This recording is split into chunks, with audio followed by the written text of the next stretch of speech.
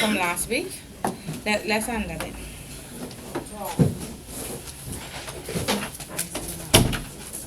You still?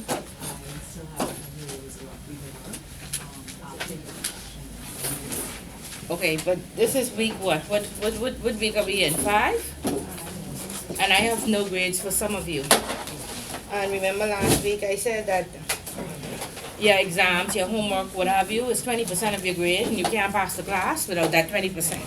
So I have no grades for you at week 5. We need to reevaluate. This, what's today? August 17th, 1, 2, 3, 4. Yeah, week 5. Yeah. So I don't know what else to say or how to help. And I don't like to come every week and give the doom and gloom report. I want to celebrate. I want us to be happy. I want us to feel like, maybe we don't have it all, but we're almost there. We're on our way. But we ain't. And so no, every week I have to come and give a doom and gloom report, right? Bring my belt and beat everybody. I promise I'm not fighting. My church, everything I listen to said the battle is not yours. So I just, give up on fighting. And this is a college level class, we all know that, right? And so there's no parents dropping us off and picking us up. There's no parents making us come to class. There's no parents making sure that we do our homeworks and do it. Nobody check your homework when it was finished, right? And no parents paid, right? And my favorite line, anybody here for free? Okay, so we take our own, because it's vacation time right now, we take our own vacation money. We pay for this class to be here, but we say, Miss Bullet, put that little thing in your pocket and don't worry, but we pass and just keep that money on the side, right? So thank you for the bonus. Thank you. Okay, but that ain't what I want to happen, because everybody here to learn, everybody could learn, and we can do this. Would you take assignments late for reduced grade? Not anymore.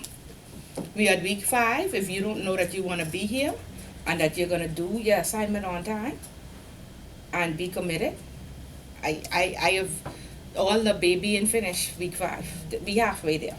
If you could cross over to week 6, you have to be serious. Ms. Bullis, in my defense, I did start late. I got all the materials that you asked me to get. And when I sat down, it wasn't going to take one night for me to be paid. Okay. So I got the central bank report, I got the other thing from the class.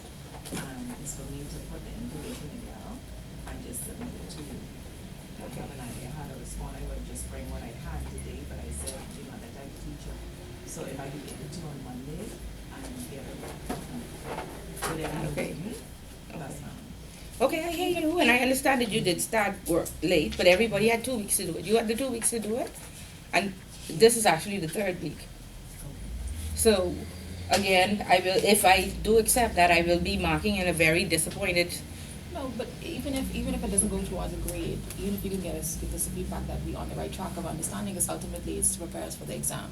So Right. whether the grade or not is going to be applicable if I have an understanding about whatever assignment. Okay, but if I mark it, I need 5 grades. I have none. For some persons, I have none. Not 1 grade. So, you, for instance, I have 3 grades for you. So I don't have a problem giving you feedback. But if I have no grade for you at all, the first thing I mark can be that you could just get feedback. Yeah. I need to help you pass. Okay? You said 5 grades, I have the first quiz. No, I'm just saying 5 weeks. I think it's 3 grades or 4 grades in total. Yeah. Okay, so we gotta be serious about this. We gotta take our time and we gotta commit ourselves. Right? When I mark your homework, this is what I saw. And we understand that we have 3 or 4 persons that understood what needed to be done, and everybody else, this is what happened. We know what plagiarism is. Yeah, let's talk about it. Troy, tell me what plagiarism is. I believe it's copying. Okay, copying. Okay, and at college level, maybe in high school you may get away with copying, but at college level, what you are supposed to do is go out there, get the research, read it, and then write your understanding of it. You cannot copy every single word from somebody else's article and hand it and expect to get a grade. Okay? And so I don't know if that was understood when we got this homework. Because 3 people did it. 3 people, they read an article. They used some quotes. We know how to quote, and we reference at the bottom. The FATF report of 2015 stated that. Or whomever quote you use at the bottom, you reference and you say, I took this from this piece or what have you. We understand how to reference. I mean, some of us may need a refresher with English. Okay. Right? Some of us may need it, and don't be afraid to say we need it. Because if there's a question and it's worth 10 points, the proper way to do it is the normal essay is the introduction, the body, and then the conclusion. Right? And people looking at me strange, but I'm saying this because of what I saw. Can I ask a question? Go please? ahead. You're requiring us to submit essays then, as a response to these questions? Yes. Not points. You can list points. The questions are in 3 parts, like section 319. You don't have to write a full essay on section 319, but yeah, it should flow. I should know that you're talking about section 319. There should be a header. There should be some reference to it. And I saw persons just go copy and paste, didn't realize that they ain't copying the right thing, and it just didn't make sense. Right? It did not flow. Hello. So if you copy, at minimum reference, and then say, you know what I mean? Just copying the entire person's paper does not show me that you understand. Because some of you didn't even read over what you copy, and it just, a lot of it made no sense. Okay? And for the, this is how this program works. There's intro, intermediate, and then with hopes that you go to ICA, right? On ICA, when you submit a paper, it goes up into a system. The system tells you, you have copied. If it's more than 50% of your work, you automatically fail. So you would have just written 3,500 words, and then automatic, your first upload tells you got it from here, from there, from somebody else's paper, from wherever. And so you wasted your time. Okay, and so we want to train you with the ICA standard. Okay, but I really felt, and some of you who've been to intro, you all know this. Okay, what is required. Okay, and the only way for us to get past this stage is that we do it again. Okay, I was going to give everybody a grade, and then, just say, okay, that's your grade. But you're going to do it again because you have to get it. If you can't get through the first half, you can't get through the second half. Okay, so if anybody, again, we are all adults, if anybody refuses to do it again, then fine, you have the right to refuse. But I marked to the best of my ability, but again, I saw the same thing, 3 or 4 of you copy and paste from the same place, Okay, I need to see that you understand. I don't need to see that you went out there, found a paper, and tell me what those persons, and then you didn't even reference. Okay? All right. And then some of you wrote by hand. That's okay. But 1 or 2 of you, it seems as if you sat in the class, because I collected the homework at the end of the class, you'll do it. Somebody look like they do it in the class. So no more handwriting. It has to be typed. Because anywhere else, COB standard, UB standard, ICA standard, it has to be typed.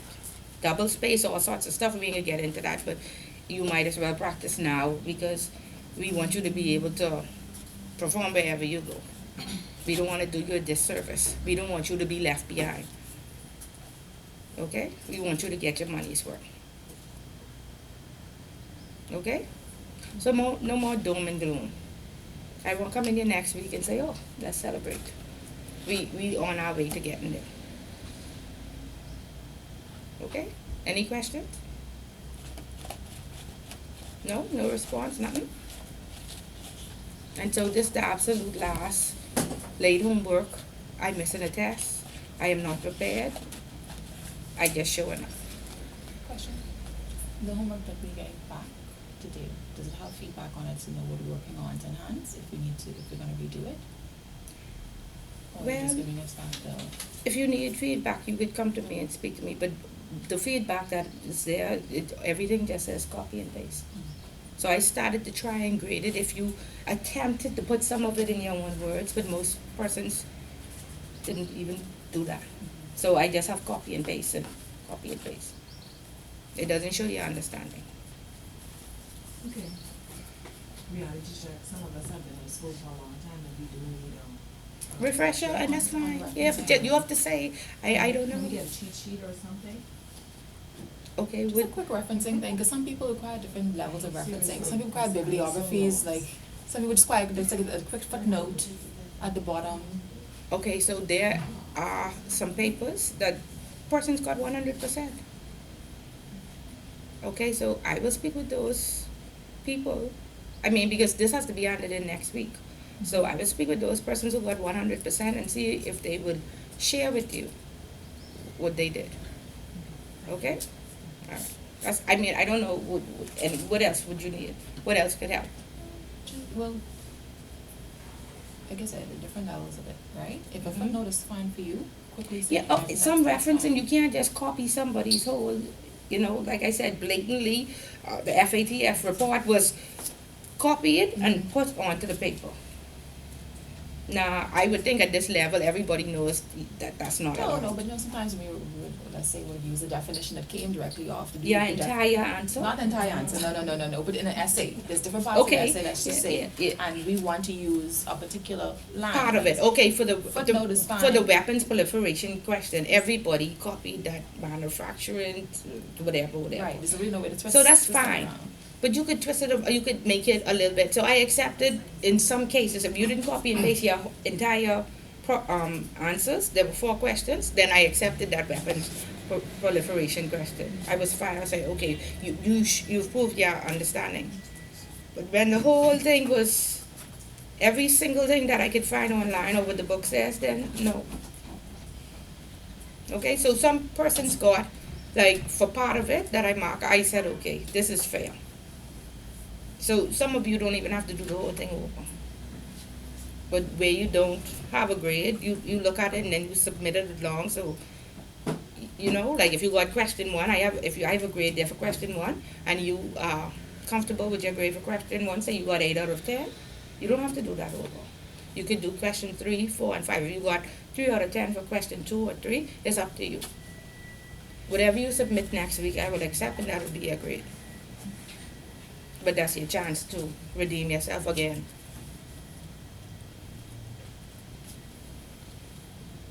I am sorry, you'll have to talk back to me and tell me. We appreciate you, and Yeah, and sure. we do. Yeah. You're working with us. Very much. We it ain't falling on deaf ears. We hearing you. Okay, good. I mean, really trying to pull this. It's just a Yeah, it's a good match. I have to agree, we do, because some lecturers or some, they would have just, right, let us think. Go So along the way and We sit fail. here, but we just, like I just tell them, my heart is like this. No, But I we hear to sit here, help. but we're taking in, for me and I guess everybody else, we're taking in what you're saying and we understand and we appreciate it. Your efforts in helping us, cause $800, don't Yeah, get cheap, dude. I ain't gonna lie. I know. But my question is, for the final exam, This was the final exam in May. This was it. That remember that you from the first class y'all asked, could we have passed papers?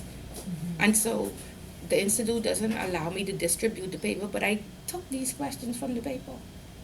And I said, hey, let's do it for homework, so you will be practicing. These questions are gonna come again. Not the exact wording, but y'all are gonna see these. And so this is why I did it like that. I say, do it for homework. When you put in your own words, when you get in the exam, you'll remember this, Mhm. and it'll be easier. But if you just copy and paste and even read, to see what section 319 say. Because I sure if I go around the class and ask what it is, y'all can't tell me. Right? Y'all can't tell me. I think by the end, I mean, I know it's a bit late coming, but I think by the end of the class, we would have been at the level. It's too comprehensive. If you don't get this, But you understand, I understand another in this class comes from a finance or compliance background, right? And I could say even for me, I found more information when I was doing my research than in this textbook. of course. Meaning, no, not talking about another textbook, supposed to be summary. The person who wrote this textbook, Yeah, it's not a good book. It's not a good- Yeah, so- even so- grammatical, it is. No, Mm. I have complained. I've come every week and said I'm not even gonna teach anymore from this book. Okay, so at the end of the course, y'all have a, evaluation form, and y'all can fill it out, and please put the book, because they ready to let me go if I even mention this book one more time. And it's not only don't this get into one. politics. We'll do Yeah, it. yeah. I understand why they did it. I understand why this book is the way it is. That's fine. But even in terms of now taking the information here and say, okay, how do I look this up further? It's difficult to even not know what you're asking you to look up, almost, because the way it's structured is so confusing. You have to read the same sentence or paragraph 3 times to see if you can get a feel of exactly what it's saying. So this is supposed to be our starting point, not our end all. Okay. But Remember it's- now, it's one step below law, and law isn't even in layman's terms. It's even legal terms. That's just it. This is grammatically incorrect. Yeah. You know, Yeah, you can almost look up a legal term and you know, Right. could work from that and everything. But I mean, I Right. understand. It ain't Yeah, this is yeah. being talking back. We getting what you say. We picking Yeah. up what you putting down, Yeah. and we Right. appreciate it. Right. You know, God can bless you for that. But we can work with you. Yeah, We can work with yeah. you. If you see you working with us, Yeah. we can work with you. but the key is reading and understanding. If you don't understand, then but the course requires research. You cannot just come and read this book. You have to go and research all of the papers that they, and anything that you don't understand, or when it says that this person was charged 7 point something billion for what, why, is a summary of a vast world out there, and it's very comprehensive. And that's why I said, if you don't like to read, this is not for you. You can't bypass the reading, okay? Because it's decision based, and you don't just willy-nilly make a decision. You have to document the reasoning behind your decision, because it could come back to haunt you. It could come back that you have to go up in court and say, I made this decision based on what knowledge. And if you stand up there and say, well, I don't know, or the FATF did this and blah, blah, blah, you go into jail. Okay, so don't take these positions if you're not going to do research, you're not going to network and leverage off other person's knowledge, and you're not going to read, because you will go to jail. Go ahead. So that there was one document I couldn't find, neutral evaluation report, FATF. 17? No? I don't know why. Everybody Okay, else it's found it, just- right? It's just on Okay. on the internet? Yeah. So get with somebody, and that's the whole thing. If you don't understand, or what have you, get with a friend and find out. Oh, okay. Yeah, because like I say, each of us are at different levels, and everybody has something to offer, right? So let's help each other, okay? So you could catch up. So try sit with somebody, and if that doesn't help, then come and sit with me. I'll make some time to see, but you have to read first. I can't put it in your brain. You have to read and come with the meat, and let's decipher it. Okay, good. Okay, that's good. So homework, please. Oh boy, that is getting marked.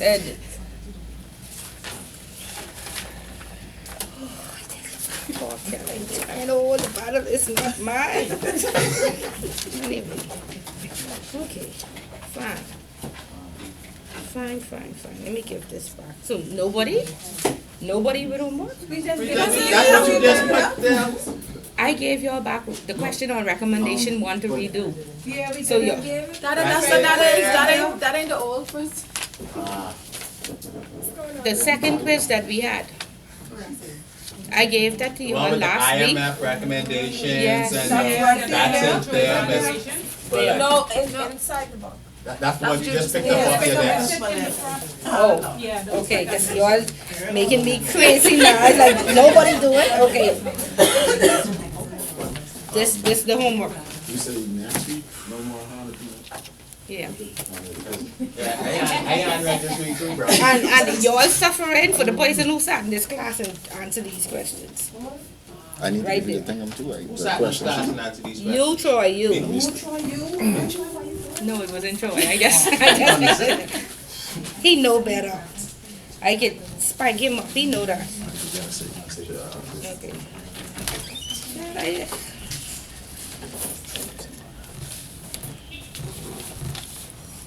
I was getting dead emotional, so your papers, I just was throwing them and then the light went off 3 times. I Don't was, talk about it. no, that ain't- So Ms. Bullitt said that this homework we handed in today, we should have a reference page. I mean, that's only three questions, but if you quoting somebody, you can't, it is not your quote.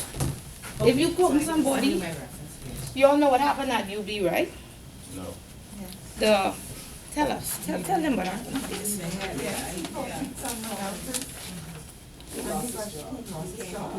Right, and they made it very political, and because they made it political, that's how he got his job back. But had they not made it political anywhere else in the world, he would have just been let go. And again, you know what his response was? I don't write my own speeches, my assistant does. And this was to UB graduation. I was unprepared, and so I got the speech the morning of, and I just read it, not knowing that it was a speech somewhere in the United States that the person sat on TV and or YouTube and just copied pieces of it. I can't say if it was the whole thing, but he lost his job, a $400,000 a year job. I mean, that's what they had weeks ago after the controversy. I don't know, but that's what they said. He fought for his salary of $400,000. So I said, I need to go be the daily UB, you know. So, can I have your email address? Sure, Troy. I don't know why Troy don't have it at this point. I don't know why I need a draft. I read it on the board. So anybody who said they don't have it after this. Really? Nobody picked up the phone and I called the did. institute? I called. And the institute, you didn't give my They email gave it. address? They gave it. They was just waiting. Cause I sure got your homework. That person is in here. This person in here.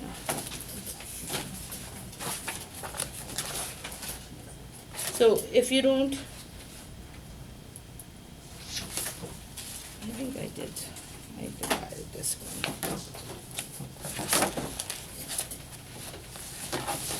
Okay. Is it here, right? Because I was saying, who could be Miss McDonald? Who could be it? And then I say, only you.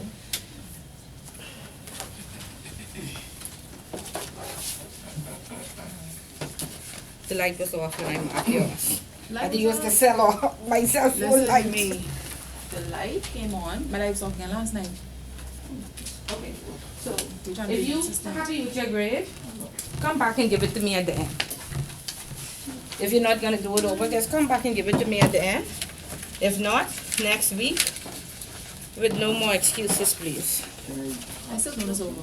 How do you know exactly which points are you looking for to target on based on the question? Because I mean, reading, it's so much different information from so much different parts and articles, and how do you know if you're targeting the right information? Okay, so my favorite question is the 319. Okay, you came in a little late, but I said there are 3 people that got 100% or close to it. I don't like communicating with, but I mean, Don't tell her that. Networking is the key. Don't say you won't find that Where battle. you been for 5 weeks? I stop first. Let me rephrase that, right? Okay. Let me rephrase that. Funny thing of something. Sorry, hold on one second. You finish telling me a story. I can't. It's a story, as long as I don't get an Just for you, so you can get that. Yeah, what you were saying? Okay, I did, let me rephrase that first, please, before you take the second question. I understand other people get 100, cool. But what I'm saying is, for me, from my own information and my own understanding, like, what is, like, any guidelines or any basis to say, okay, this I would be targeting, this is the answer for some of these questions, or like, what's steers you in the right direction exactly? The book. But We this- had a discussion. We had a discussion, right? We talked about Section 319 of the U.S. Patriot Act, Mhm. right? And so from our discussion, and then you mightn't remember everything, but then you go back to the book, and what does the book say about Section 3119, right? And then you elaborate from there. Yeah, I mean, you gave me 6 points on that out of 10 for the act, so cool. But I mean, like, I just so much information. Okay, but all those questions came from the book, from the 2 chapters that we covered, right? They came from the 2 chapters that we covered, right? And so you go to the chapter, you see what the chapter says. The FATF wrote 3 papers. They talked about strategies for financial institutions, right? So the book gives you a whole overview, and then you just develop it. Remember, you needed 10 points. Some persons gave way more than 10 points. Okay? And then I said, the persons that got 100, we can use them to show, because they put it in an essay form. They use the referencing. They use quotes and said, the FATF report of this says this, or that. Right? I see my problem is I'm not putting enough points for some of the questions. Yeah, so, I had some of 5 us or went 6 or 4, way, like we give a whole nice story that didn't answer the question. Right? We copy and paste a whole story. No, the question wasn't answered. So you have to start with the book first as a reference. What does the book say about Section 319? Then after that, then let me stay on this same trend and add some more meat to get my 10 points. Right? Each question was worth 10 points. So if there were 3 parts, 3.5 each. 3 each, 3.5. Okay. Okay?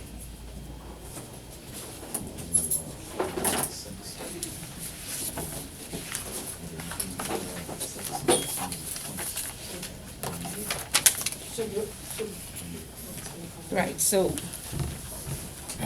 y'all missed the blue now, so y'all can watch the video. If you want it to. Sorry, we missed what? My normal doom and gloom report at the beginning. Oh, okay. Yeah. Yeah. I emailed and homework and didn't get it. Yeah, I got it today. Yeah, thanks. Okay, good. So we good. I didn't give you your paper? So then you didn't give me your homework then? You give me your homework? Okay.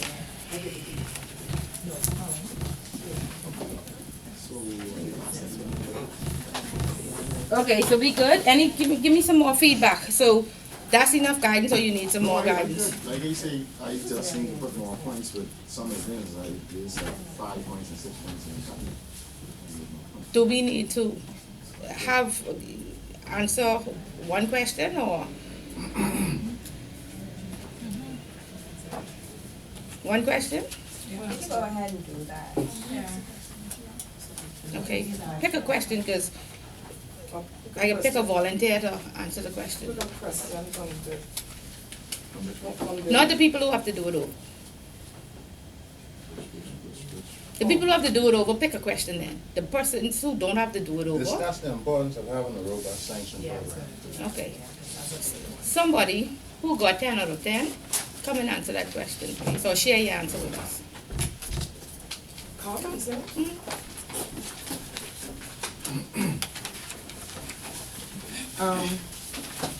It seems so long ago.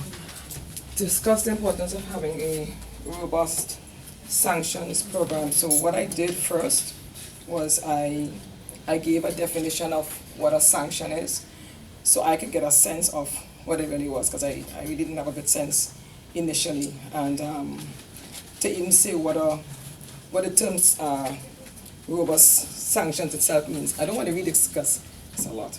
I went on to say that I just pull out certain things.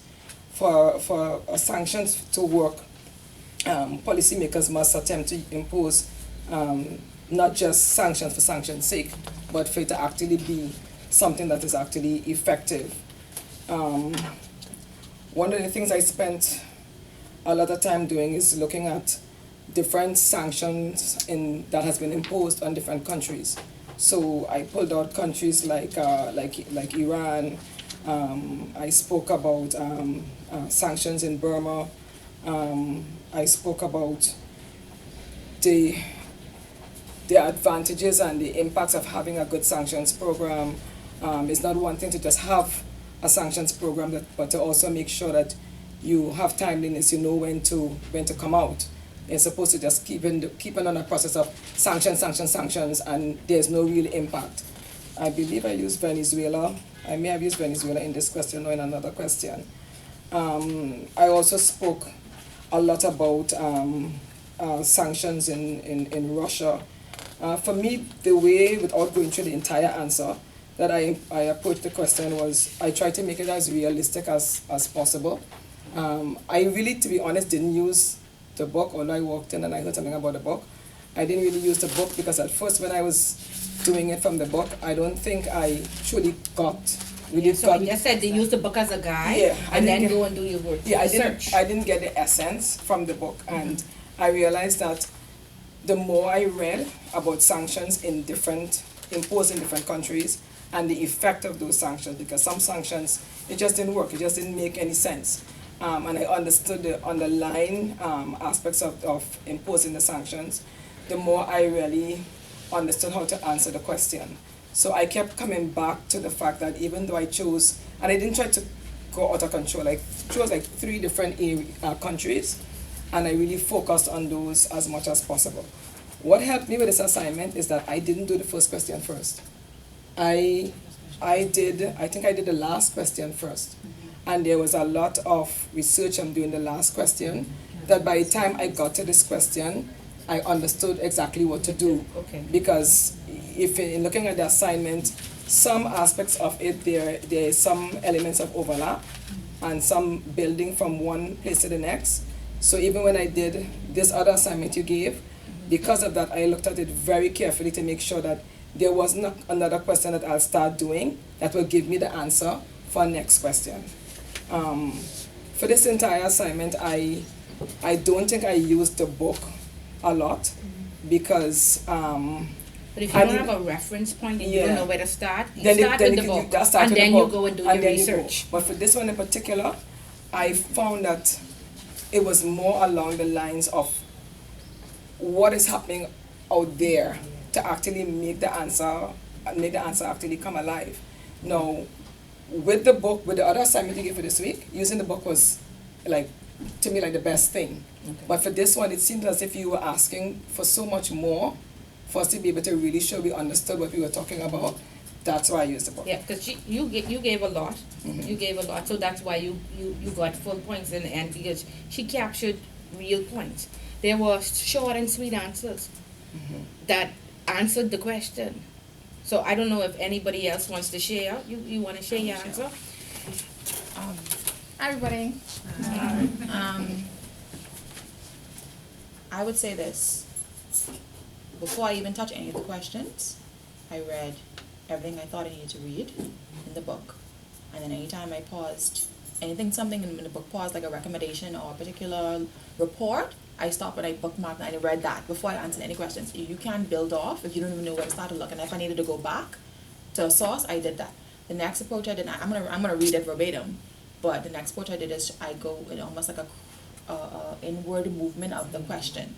So we talk about sanctions. I talk about what sanctions means kind of globally. Then I talked about sanctions, what sanctions, the impact they have on the Bahamas and why it's relevant. And then I talked about if I was a compliance officer, why this is important for me. So I think the structure they're looking for, to make sure you know, define it, say why it's important, say, whatever measures or steps have been taken in that effect, and then say if you were in the position, why is this important to you? What ramifications does this have for you as a compliance officer. I'm guessing that's kind of Right. what you Yeah, because a want lot by of people didn't saying. speak on the Bahamas, and I was surprised. Right, so this is a local exam, they know you're in the Bahamas, they're gonna expect you to touch on how does this affect you personally. Which, a jurisdiction that you live in. Right. Or that you're familiar with. Okay. Yeah. I'm gonna read my question, it's not that long. And another thing, two questions were on sanctions or similar, and so on the exam, they're gonna be, sometimes they say there are 7 essays. They give you 10 questions. Choose 2 questions that are similar. You see what I mean? Don't do one question on the FATF if there are 2 FATF questions. Do all the FATF questions. You know, if there are 2 sanctions questions, do all, because that you can basically repeat, not really repeat, but Use the same use sources. the same sources. But what somebody else, they just repeated the same thing that they wrote for Yeah. the first question, they wrote for the second question. So, but don't repeat it entirely. It's okay for me to read it? Yeah, yes, Okay, please. and one last thing, what I You found. got this? One last thing I found is helpful She when got you're writing, and which is why the person who's marking paper will know if you understand based on how you've worded. You have to write this as if you're writing it to somebody who has absolutely no idea what you're talking about. In your So, own words. In your own words. It may start off very rudimentary, but you have to do as if you're talking to a child and you're trying to tell a child what sanctions is and why it's everything. So write as if you're talking to a child. Write as if your children was going to read this and you needed them to understand it by the time they finish reading your answer. That is the best foolproof way to get your point across clearly that I've seen. One of the things that I'm glad you brought that up before you read that, Go ahead. and I think this may help other people that I found very helpful, is after I did the assignment, my mother knows absolutely nothing about this whatsoever. And I read it out loud to her, and I think it's the same concept that you're talking about, to see if, for her having no idea what it was about, that she understood what I was talking about. And at intervals when she stopped me and she said, you know, I'm lost. I'm like, okay, I need to deal with that aspect because, you know, as she's saying, as Jay is saying, whoever reads it, if they haven't read this, if they haven't been exposed to the information before, they should be able to relate to and understand if you have a properly structured essay that goes from point to point, capturing all the different areas so that by the end of it, they understand it as if A little bit, yeah. at least a lot more than somebody who has never been exposed yeah, to it. right. So if you could find somebody to, Yeah. you know. Yeah, and Michelle, pass around one of your questions, because you had lots of referencing, just so they would see how you reference it. You didn't have a lot of Okay, referencing. discuss the importance of having a robust sanction program. One of the primary responsibilities of a compliance officer is to mitigate the breach of sanctions in the course of business. Countries use sanctions when it is believed that a person, organization, or country is violating or threatening to violate international law.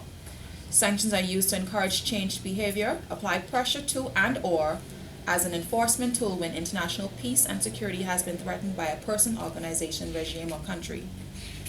Sanctions can be targeted to a particular industry or a comprehensive regime. Sanctions can take the form of travel bans of certain individuals, embargoes on import and export of material and/or restriction on financial dealings with individuals, companies, governments, and/or associated bodies. Sanction breaches are detrimental to a business, and as such, the compliance officer needs to have the proper tools, controls, and checks and balances in place to mitigate a sanctions breach. This starts with a robust AML CFT policy and the tools to implement the rules in place. The compliance officer must also have a clear understanding of sanctions and how they relate to the products and services they offer, so that they can adequately determine how exposed they may be and how to properly hedge against the risks associated with this exposure. The Bahamas is financially positioned to be particularly dependent on the use and flow of US dollars throughout our economy. As such, this would automatically make any transaction completed in US dollars to be subject to OFAC regulations and subsequently financial penalties for breaches in US sanctions. Therefore, a compliance officer needs to ensure that he or she has a robust compliance framework in place to monitor the relevant sanctions. This would include duties such as having a very comprehensive policy and procedure manual in place for sanctions with clearly defined roles and responsibilities, providing the necessary training for staff relevant to their roles within the company, having an ongoing screening process for clients and their transactions, and having the appropriate reporting and escalation channels in place for staff. Sanctions monitoring should not only be done on the onset of business for a client, but should be an ongoing periodic exercise with the compliance officer. All client due diligence should be obtained, retained, enhanced, reviewed, and updated as necessary to always have a clear picture of what the client is and should be doing. Periodic reviews of the client base and screening tools to confirm matches with sanction lists to regulatory bodies should be an ongoing practice for the company. Possible matches should be reviewed, investigated, and escalated as necessary in accordance with the bank's policies and regulatory requirements within the jurisdiction. Automated sanction processes should always be kept up to date, and as such, it is up to the company, the compliance officer, compliance officer, to keep abreast with changes in sanctions as they occur. The officer need not take for granted that existing client circumstances could have changed, or that international sanctions could change a client's situation within the institute. Failure to provide that a company has made every effort to avoid breaches and sanctions may result in regulator-imposed fines and penalties, US/OFAC imposed penalties, damages to company reputation, and possible criminal charges depending on the nature of the breach. The only way to minimize these risks is for the company to be properly prepared in their comprehensive approach in handling sanctions.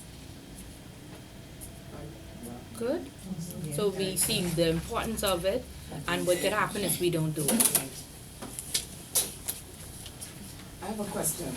In doing that assignment as well, I did something that I wasn't sure if it's okay within the context to include your opinion or your thoughts Yes, on a particular thing, because I did that in one or two other questions based on what I had read, what I thought about the particular thing. That's good. Or a suggestion like, government shouldn't only focus on just sanctions alone, but look at other methods that they can use for things to work in the country. So I wasn't sure how much room there was for that type of thing.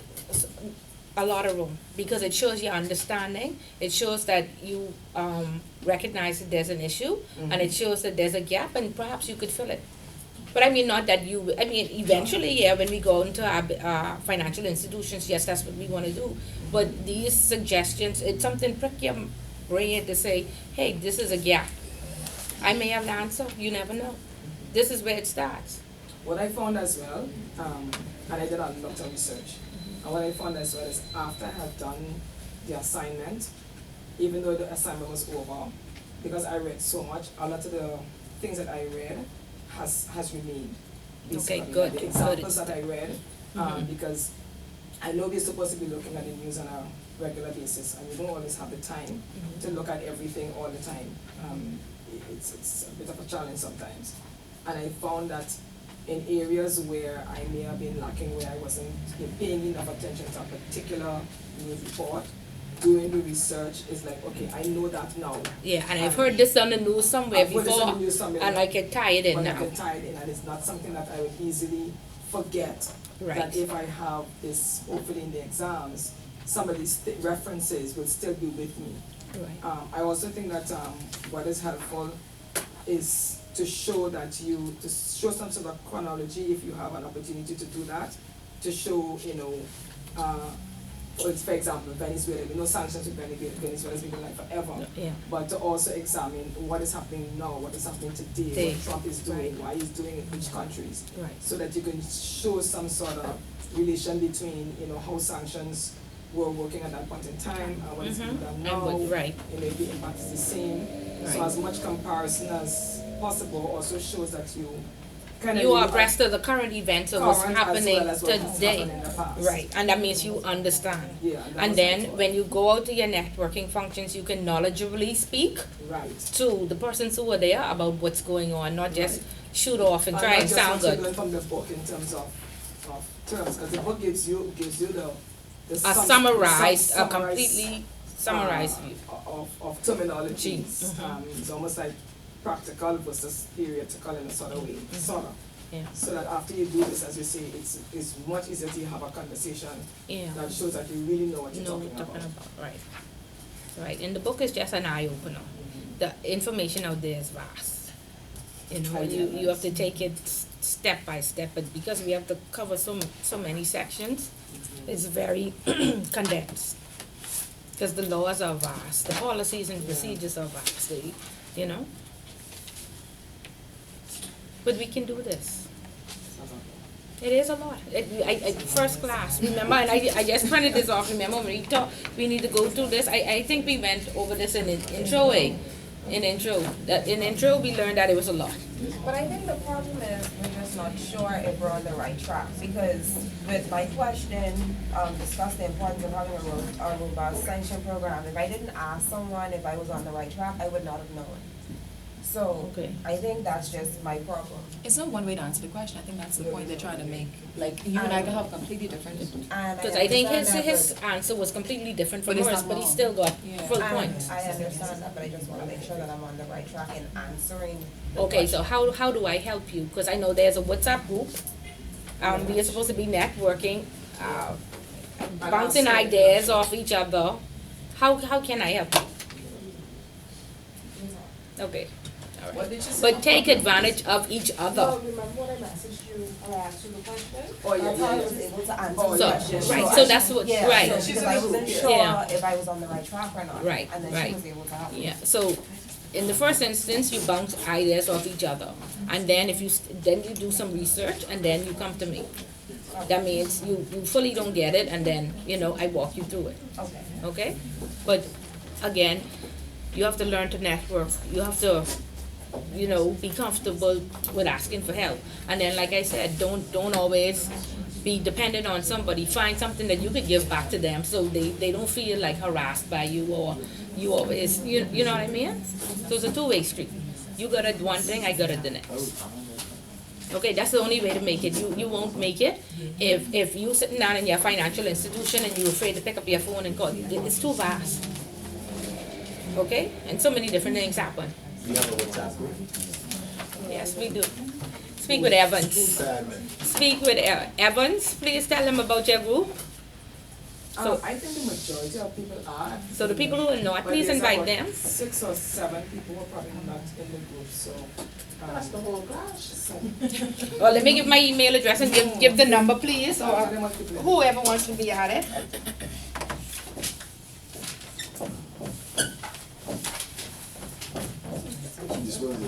You can't see it. We are supposed to see what's on the board. Yes, ma'am. I get an X marker. When y'all can come close and see. H for that, Will you see H? T for that, alright. Yeah, you fix it up. Fix it up so y'all We can are see. 1, 2, 3, 4, 5, 6, 7, 8, 9, 10, 11 people in the group. Okay. So whoever else isn't in the group and you wanna be a part of this group, like I said, practice now on each other.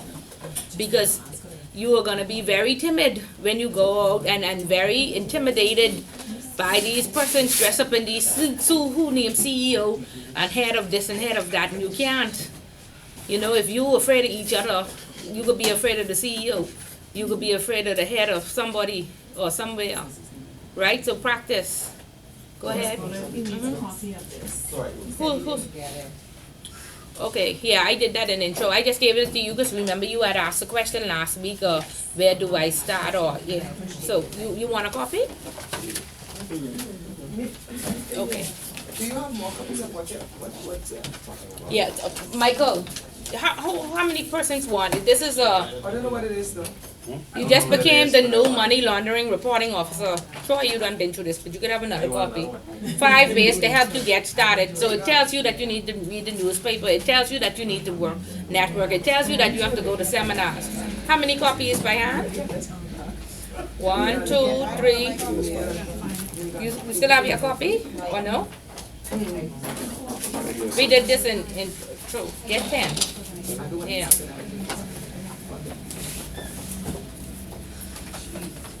Got anybody? See, that's right there. Come close. Yeah. Okay. T-bullet1800@gmail. No better? I'm sorry. It's come out the pack.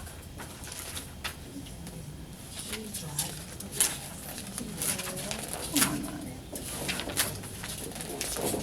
I just took us out of the box. I apologize. Try my best.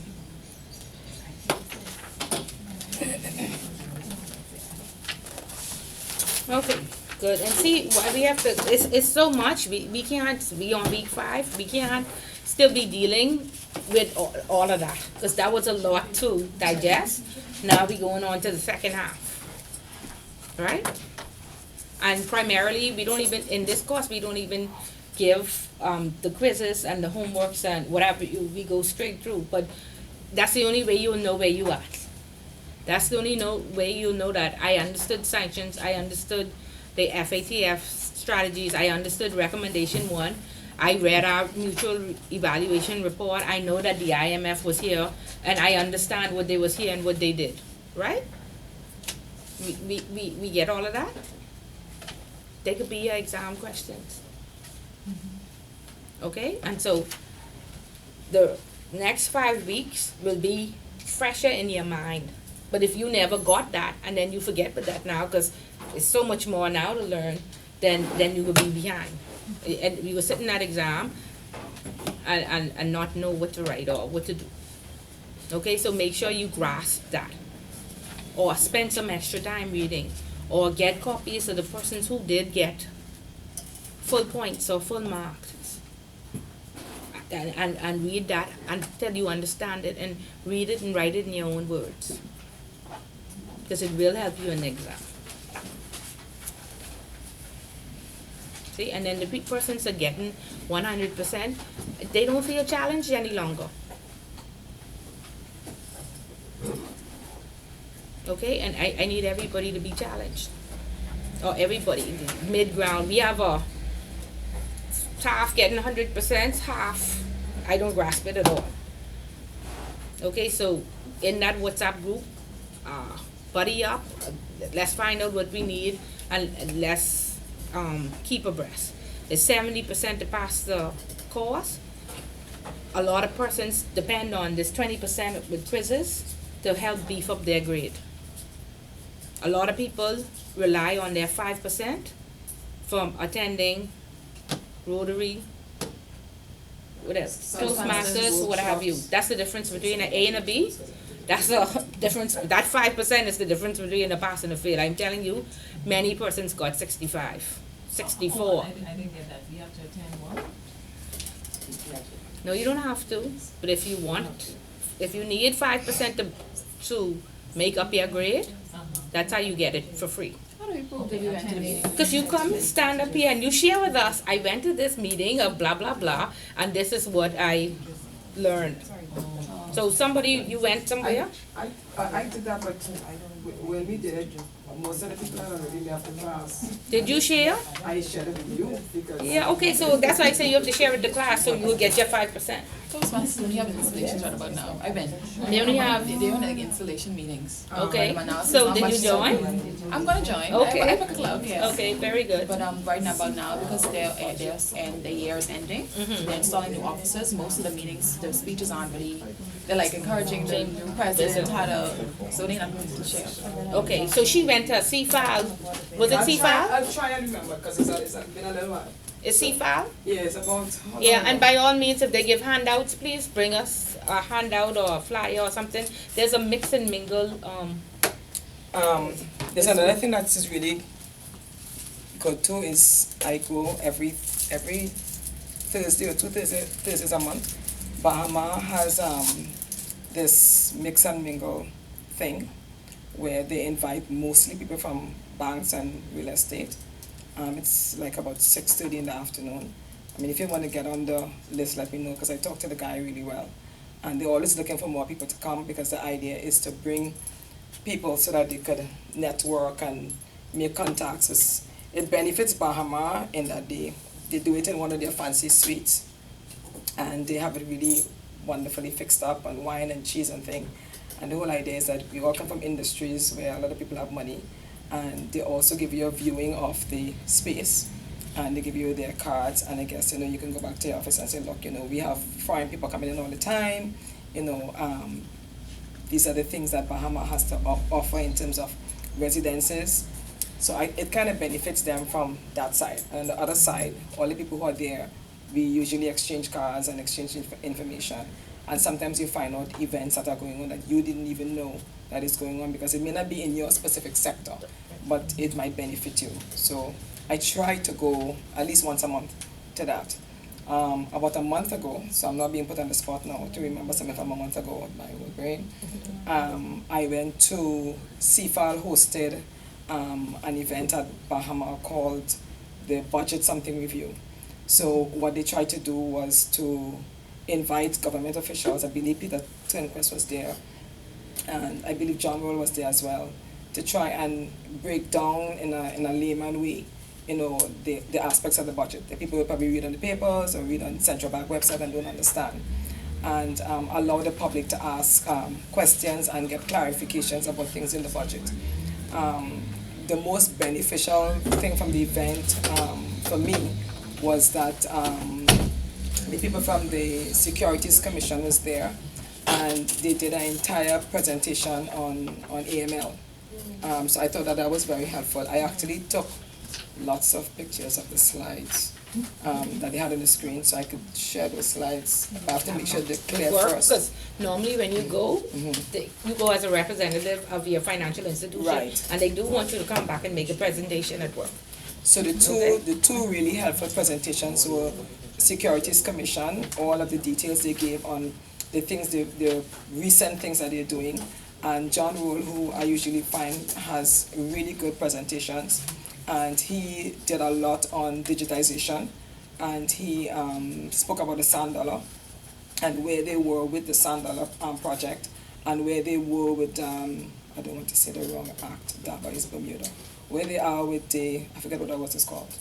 I know Bermuda's digital act is called Cryptocurrency. DABA, but no, ours have a D, something Okay. acronym as well. So they gave a specific update on where they are and where they're going. They spoke a lot about the challenges of regulating the digital space and the risk of entities being involved in cryptocurrency. And what was resounding for me as somebody who's actually in that space at my organization was they spoke a lot about, we compared ourselves with Bermuda and Malta, and they said that, and this is true, that in Bermuda's regulations on the digital space is driven by the government and not by the regulators, and that is true because Bermuda's premier, as they call him, he really leads the charge of everything, and his expertise is in information systems. So he was the one who, other than instead of the regulator saying, okay, things are happening, let's deal with the space, because he is very forward thinking and he's very techno savvy, he took the insurance act for Bermuda, because Bermuda is the insurance mecca of the world, and he sort of retrofitted to the digital space, and then he more or less gave it to the regulators and say, this is what we're going to go by. John Roll was basically saying, we don't want to take that approach where the government is the one who is saying, this is what should happen. We really want to, I shouldn't say government, maybe from a political standpoint, they want to take the approach whereby the regulators are going to be the one who's driving exactly how we are going to deal with the space.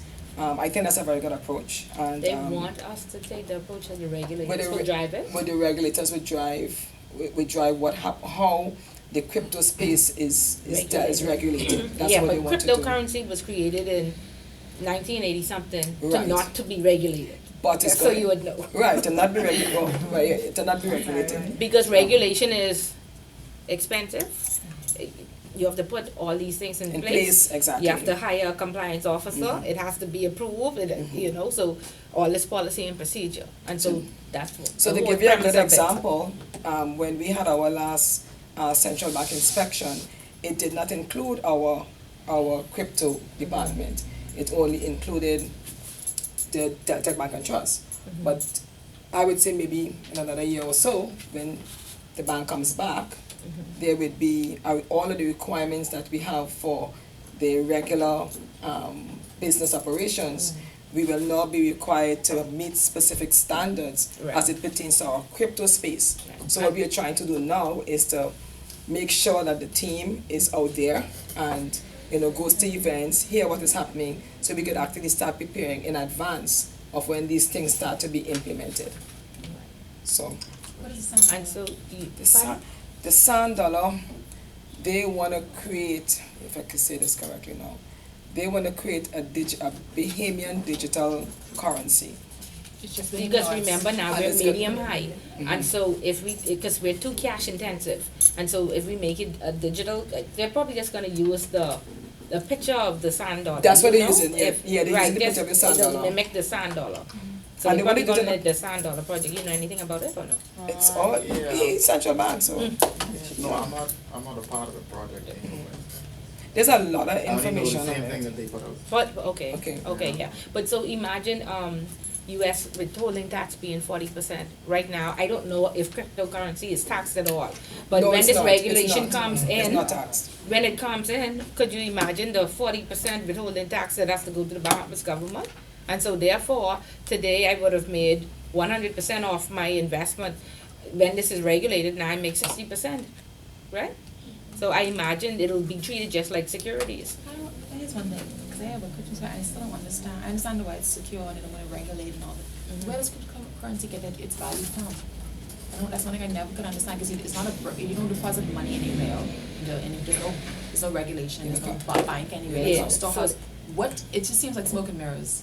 What's the value? It's like you're measuring it like how the US, how they took their money off the gold standard and they put it pretty much by exploiting their military power, Mhm. okay? You give me money, I give you protection and so on and so Right, right. forth. You know what I mean? You have value and influence, your value, by the strength of your currency, all the things you can import, export. Where is cryptocurrency Currency, what is getting it its backed value? by? What is it backed by? You Yeah, find out. you that. find out, because our, Yeah. as we know our dollar is backed by gold. Gold and- standard, Okay, yeah. So what exactly? Yeah, I'm not a crypto. because expert. it's working. I understand they have And all it's things working, about and they're making blockchain money. and all these things about secure, how it's you can't do fraud with it because of blockchain. I understand that, but exactly what is, I can't just, There's so much fraud Turn my computer surrounding off. crypto. If you all read, There's a there's lot- too there's much a lot- fraud there's a lot of surrounding fraud. cryptocurrency, because you only get a number. So that means I have a number and Ben Laden has a number. Mm-hmm. Right, so I don't know if my money is invested with Ben Laden. And so you go to these exchanges and it's very, very hard to cash in, because, okay, so you're dealing with numbers, and let's just think about human error. It's 10 numbers, and so I put a 3 instead of 5. And so I sent that money to 3 instead of 5. So how do I get that money back from Ben Laden? No, you make that mistake. I don't have Ben Laden's passport. I only have a number. So how do you recall that? You know, It's too if the much bank make a trust. mistake, they call you on the phone and say, I blocked your account or what have you. I wonder even how is it even backed? There's a by lot of anything? fraud. Because like I said, it's not government backed. So who decided It's this back, has- it has to be backed by something. Right. You go find out. Because Tell us if next me week. and Send- you, send us to you, find out. if me and you saying this a value, right? That's between me and you, and then she came along and she said, okay, I agree to those all the values. So I have some, you have some. This is manifest out of thin air, and we can exchange goods. I can exchange this for money to build a brick and mortar building to cash in. Where does that money come from to build that building? You won't cash it in cryptocurrency. Find out and come tell us next week. We need to know. And there's a working group. I don't know if they let everybody, they try to have it secluded, but What's that for the? at the Securities Commission, Yeah, it's there is. between. There's a group. Yeah. There's a group. So join that working group, but find out that's the next big thing. That's the next thing that happening. You should at least be abreast Yeah. and know how to speak to it knowledgeably. I'm trying about the sand dollar too. Yeah, I think the sand dollar, they just using the image or Yeah, whatever. they wanna I try. would think. I don't know. And it's like a pilot. It's more like a pilot, a small pilot to see how, if we have our own crypto like currency, Yeah, how it yeah. would work. It's like a test. Yeah. Because it sounds So out to do me what? initially when you said, I thought it may have been just like an inter-Caribbean, Caribbean. No, So no, you no, probably no. have to trademark it, No. something No, like that, I something think. like It's that. pretty much gonna, Just Bahamian. it's just like this, It's it's not the same gonna be value. a central bank digital currency, right? Yeah. So it's backed by the family elements, right? Plenty of the banks are moving out of the family elements, right? So the islanders don't have access to So cash. cash, right. So that's pretty much what's sparking the whole initiative of the central bank digital currency. It's not gonna be any crypto, just a central No. bank digital currency like Sweden. Okay. Sweden now, so that's pretty much it. The pilot's gonna start next month. It's already started. It's already started. Isn't it? So my bid to get ATM machines like with the hotels have and put them throughout the family islands, I might forgive up on that. Right. Because they've been gonna pretty much the Yeah, give one- it There a goes couple my minutes. entrepreneurial spirit down Oh, the that drain. didn't know that happened. Yeah, because when I was in Lutra, I had to catch a boat. I had to drive an hour and catch a boat to get to the bank. And remember, they're moving. One of the things I think they did recently is they used Omni. Or Sun Cash. And Sun Yeah, Cash, yeah. they using the remittances company who already in that space already with the family islands, so just use them at the same time, to kind of almost like, I don't want to use the word replace bank, but provide some of the services that the banks used to provide that they're not providing anymore. I understand they want to get sophisticated about this cryptocurrencies, but I see the potential for fraud is just shifting. Yeah, but the world is world- gonna now the world is support it, here. and so Yeah, you can't just it's be just like behind. AML. Nowhere in the world you could go and open up an account without the No, I passport or the understand. But if you just think identification. about the amount of cybercrime that happens, not even with just cryptocurrencies. Think about all the fraud in the bank. Exactly. Yeah, so At the end of stop the with day- the what ifs. All the Yeah. entrepreneurs in the room, That's this the is new, direction that it is it's going coming, in. You have jump no on choice. board, get in that working group, just be your own knowledge, do some research, and be one of the first to offer whatever products we need. So I have Do a it. question. Is that related to what you're talking about at all? How many times I have to do this to get my 5%? You got it, that's it, that's how you get 5%. Thank you very much, thank you very much for sharing. Okay, so that's the difference between the B and the A right there. That's your 5%. Okay, you just have to come and give us an overview of what you learned, right? And encourage somebody else to go to somewhere. There's I don't know, it says corporate mixer, but sometimes persons just throw things on to make it seem good. It says, Abaco Lifestyle presents Work-Life Balance Corporate Mixer. Wednesday, August 21st at Silver Thatch, downtown Pompey Square. Anybody know where that is? Silver. Where Pompey Square is? I should know where. It says next to Pompey Square. Okay, so Pompey Square, yeah. No, across from Senior Frogs, right there is Pompey Square. Right, okay. And it says corporate mixer. But it says sample your favorite local food and live painting performances and more. It says bring your business cards. It's a cultural shopping event. So I don't know, but they say corporate mixer. But it's from 4:30 to 7:30 p.m. on Wednesday, August the 21st. It's more for entrepreneurs and business to market themselves and let people come there and so that you get information on whatever your company is about. Okay, so we just need to know leaders. So that's a different a group of persons to know outside of the financial services sector. Yeah, they could help you in some way, somehow. You could help them. Meet different types of people. Okay, you never know. One of them might become the minister. You never know. You might meet them. You never know, right? Okay, good. So now we do all of that. What time it is? It's time to go. 10:46. Okay, so let's get to these 2 pages or 3 pages with I know borrowers don't like to read, but I think that we have to read because nobody reading at home. Right? And so the innocent just suffer for the guilty. Yeah. Okay, but what I really, before we even read, we could remember anything from last week? Last week, we spoke about the risk. Yeah. And what else, what happening right now with risk? What did recommendation 1 say? We just had it over.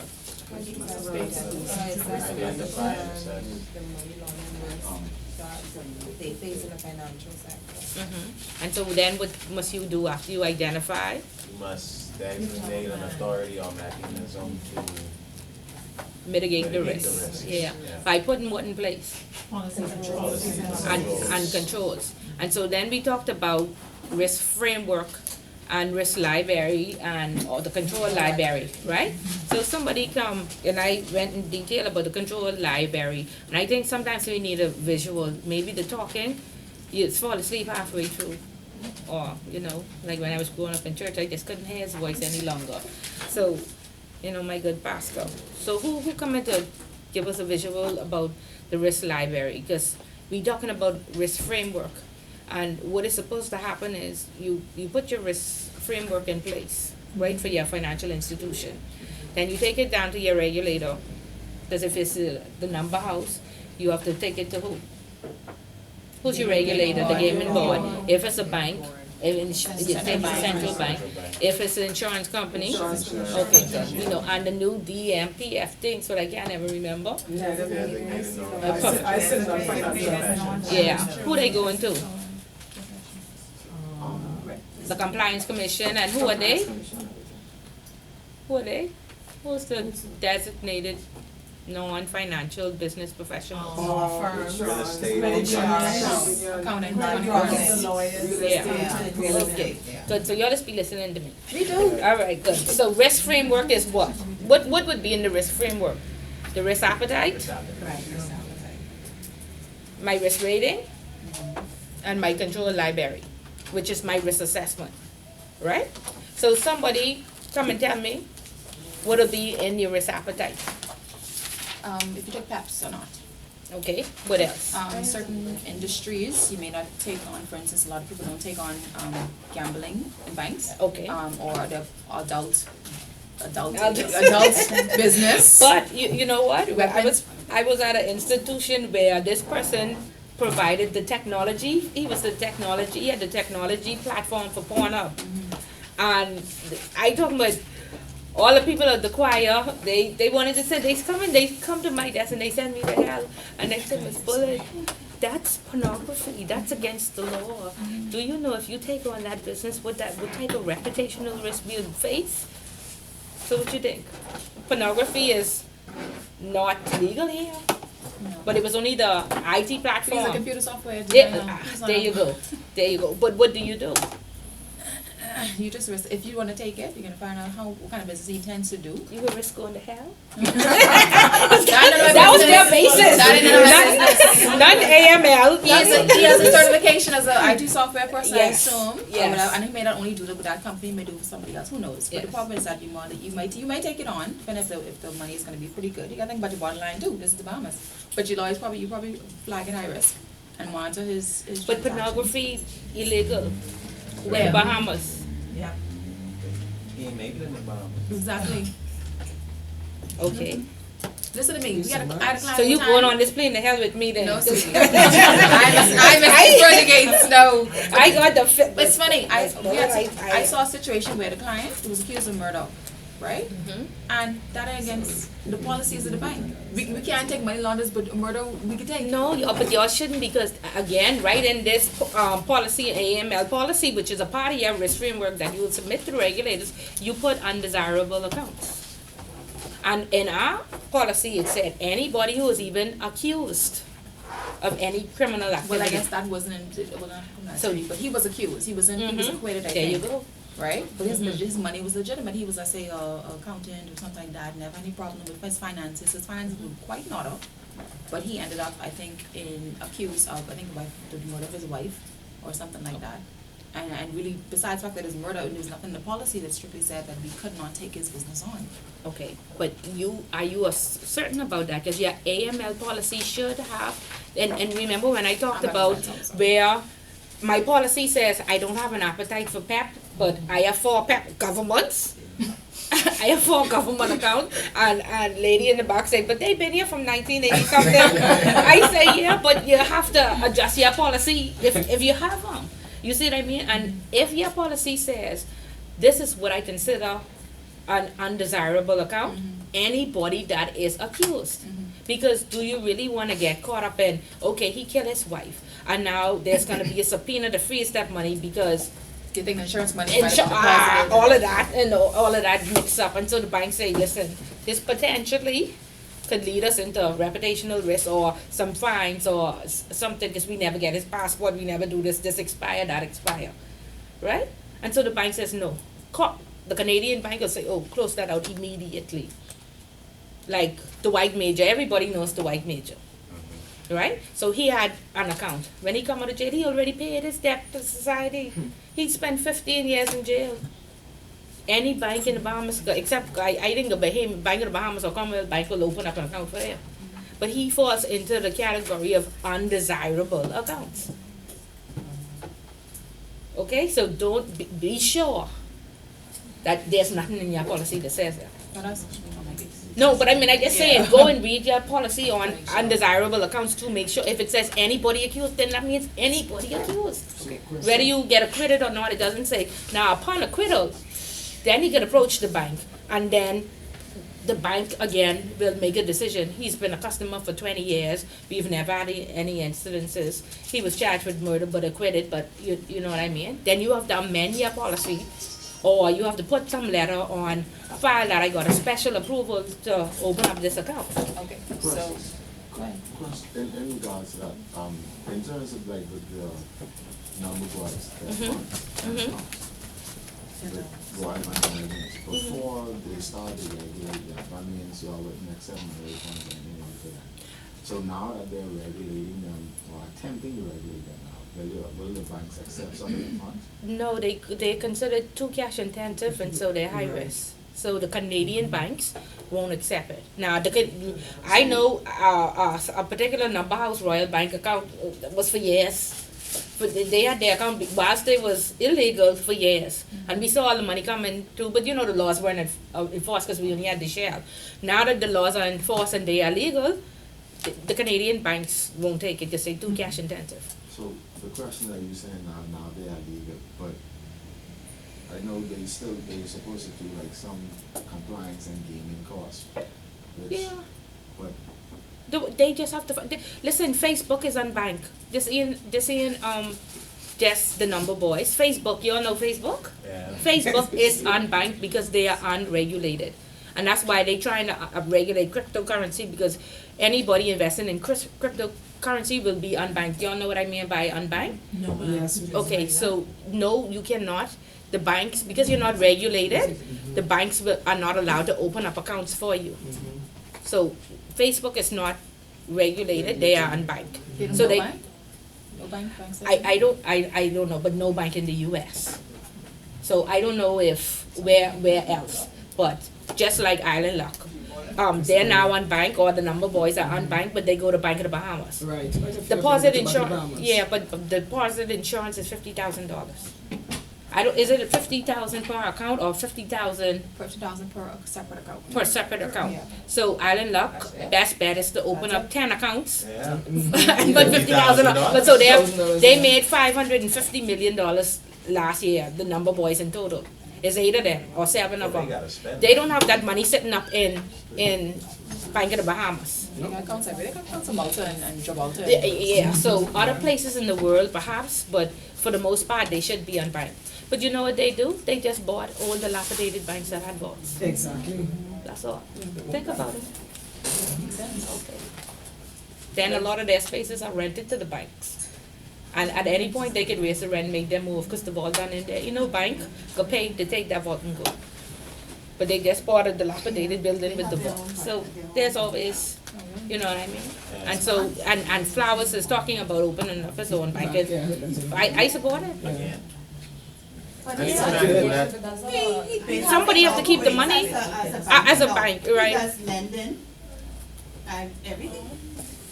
Yeah, so that's very risky with the height of crime, that they dealing with all that cash, but they have it somewhere, and that's why you see a building popping up on every corner. Because he may be in bank, but the contractor who building that building could go and deposit $2 million, or eventually I get a check for, you know, what have you. Or I get paid in cash to build this building. No, Mr. FIU, we ain't ratting nobody up. You don't go back to work with this. Shut the good people who donate to our community. They having a big school drive and Christmas and big bang and everything. Mr. FIU. All right.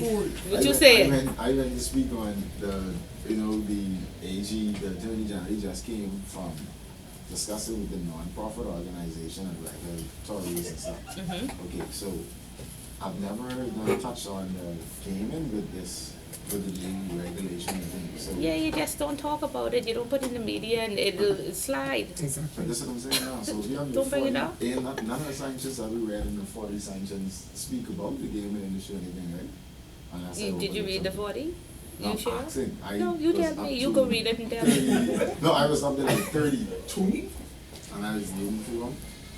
I haven't seen anything. Okay, so thus tell me far. why they had to go be read. Use Mr. FIU, you go tell me one of the requirements.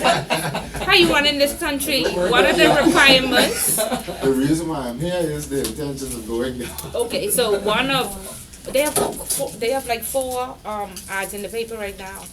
The FIU, if anybody interested. Yeah. For analysts and stuff like that, yeah, if you're interested. What y'all paying? We need a hook up there, so No, y'all make sure.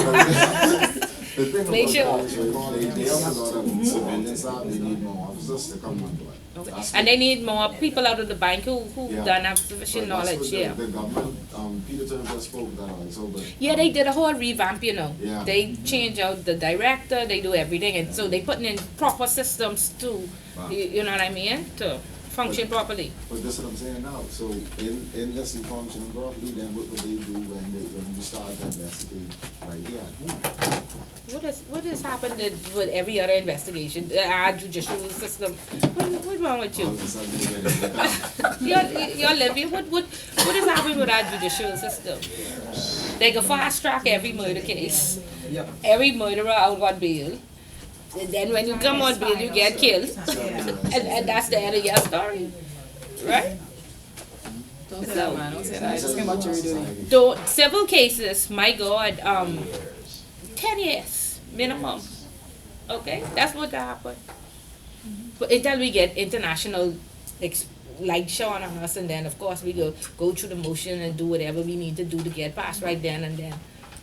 Right? That's what happened. Yeah, so don't go in these positions if y'all get frustrated with the process and see that the system plugging in and gap, and y'all don't go to the FIU. Okay. If y'all nobody in the mom has ever been charged with money laundering, but this lady name is the first. Right. And that's political. Now they done make that a PLBF in them situation. Okay? Y'all please don't be the next Michelle Reckless, So you okay? don't think anything is gonna come out of that? Let's what you know, prove me wrong. It isn't, okay. Yeah, 6 months. They're No, trying but to remember the improve judge, laws they and wanted regulation back our to form case of the money court on again. that. And that's what the seminar thing as well is like, they say you're supposed to be in there fully compliant. But they only emphasizing strongly on non-profit organizations and other things. Because they don't want none of them, or they in the directors or whatever. Y'all ever heard that the lawmakers should be the ones in prison? Yeah. Yeah. Okay, that's Yeah, the we try have- point. That's what I'm saying. There you go. That's the truth. Who own we don't own them because we too afraid to talk to people. We are not entrepreneurs. Who own half of the buildings outside of Moscow? Let's think about the Bahamians. Who own these people? All these places? The IMAX, the this, the that. Who behind all these things? The All politicians. politicians. So they could make any law that they could go to jail? Oh, come on. A duty free, so wash and dry. Okay, there you go, and planes. Anybody order a plane, Commercial duty free? and No? Specifically. You was almost saying, okay. Specifically. Good. Thank you, I You stand wanted corrected. $1 and you was gonna get that plane. Every Bahamian, I mean, let's just say 60 or 70% of Bahamians have a washer in their home.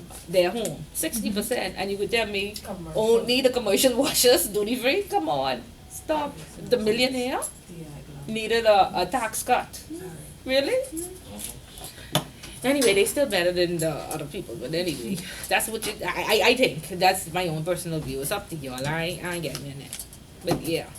So back to this controlled library in this risk appetite and Okay, this so- undesirable. Undesirable industries, PEP people, and then in some cases, if you have a high media, if you have a high profile, a lot of times banks don't want to take, even if it's neutral or positive, a lot of people don't want to take high profile people as clients, because if Too much something does, reputational the risk. reputational risk Right.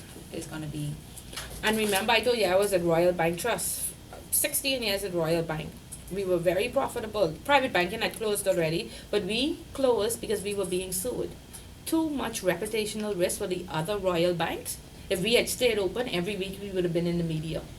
When we was going to work, people were saying, so what about these people and what about, the minute we closed, that's it. They forgot about us. It was in the news once or twice, like y'all don't even know about it. Right? So we closed just for that negative media because we were being sued by the French government and it was going to get nasty. Wow. Okay? And so what they did is they just beefed up the capital markets arm. And so what does that mean for us? Bahamians. How many Bahamians trained in trading and securities and what have you? We just getting training in trust. Very few. And you know, so we have to keep moving. You know what I mean? We can't stop here if we want these top positions, if we want to be able to, you know. So they brought in 100 traders from New York. Right? Because again, they Obama created FACA that wiped out private banking. But then he put the Volcker Act in place, which said you cannot trade on, if you're trading in the U.S. stock market, you cannot do it online. You have to do it, online. You have to do it offshore. So therefore, the New York Stock Exchange, the section that did the U.S. markets, closed down and moved to the Bahamas, moved to Cayman, moved to Barbados. And so that was his give back for FACA. Because he saw that we lost 17% GDP in banking, which was our second industry, partially because of that and outsourcing. Okay, so he put one thing in place, but he still gave us something back so we could survive.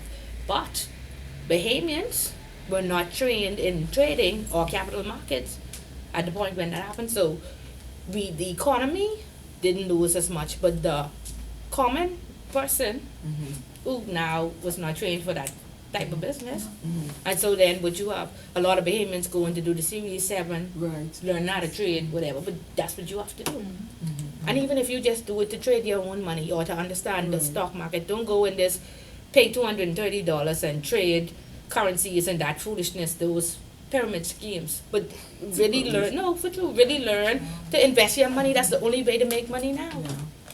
Okay, savings, bank account, interest. Negative interest. Not negative interest. Okay? So think forward with that. Where am I going to be in the next 5 years? What do I have to do? I know me from the old school of thought. Because my son said to me asked me last week if he can take his money out from Bank of the Bahamas. So I said, why? He said, I don't want to have my money in the bank. But if you have more than 50,000, then So I was like, it just kind of caught me off guard. 16, I mean, shouldn't he be? Yeah. You shouldn't be thinking about the money that they put in there every week. So I said, well, what are you going to do with your money? He even said to me, he want to buy some shares. I was like in shock. I was like, really? I was like, shares where? He didn't even say so. Delta, not. I can buy shares in Delta. So I was like, okay, let's backtrack here. Do you know what a share is? He said, of course I know what a share is. Exactly. He says, and I don't want to just have my money sitting up in the bank. Making I want no to money. invest my money. And such talk about monopoly game and how he want to invest his money, Push. his money to make money. Really push it. And I must find out which because he said he want to buy shares in local. First, you're looking at the local space. So they asked me if Cable Bahamas sell it, all kind of thing, things that I didn't even know. yes, but push him. Even the go and find registered out shares now. at Central Bank is Yeah, really that's good. really Yes, so I was like, I will do some research and I'll get back to you. Please do that. And then in school, CFA, at my son's school, CFA had an investment program, and they once a week they went down to CFA at 3 o'clock and stayed until 6. Okay. And my son was amazed because the first day the CEO came out and said, today's my day to wash the dishes. So y'all come, watch me wash the dishes. So it was a good experience for him because he just tried to show them that even though you're at the top, you can do any job and what have you. And so yeah, it was a very good experience. For us, it's a big jump because we're still in that mind frame of saving money in the bank kind of thing. But for the generation that is like right behind us, that's not Yeah, the yeah. You mindset gotta think at about it all. also, right? Even the stocks that we have here, what, 20? On basics? When you can buy. Yeah, but Okay, this got is margin is limited. pretty good, but in terms of how sophisticated US markets is, we can't really tap into that directly. No. Well, I wouldn't. Central I bank, no, wouldn't no, say- I no. The wouldn't say proper that. way is central bank says just how we go and pay our JC Penney bill or Exactly, whatever. yeah. They say come and let us know that you open on a Bank of America account Exactly. or a Chase account. When you go away, there are some places they do open accounts for foreigners. I opened an account at Bank of America for $100. Yeah. Now I didn't go and do what I was supposed to do. I did not get the central bank approval, but hey, and right there I could invest in the markets. You go to Europe, there are places that you know what I mean? Yeah, but it's just a fill out the form, right? And they really only want to know. They just want to be advised. And think about it. All those politicians when they declare their income, and then you see Chase account, this Yes, account, exactly. all sorts of stuff. So if they could do it, we could do it, right? So do it properly. Yeah, do it properly.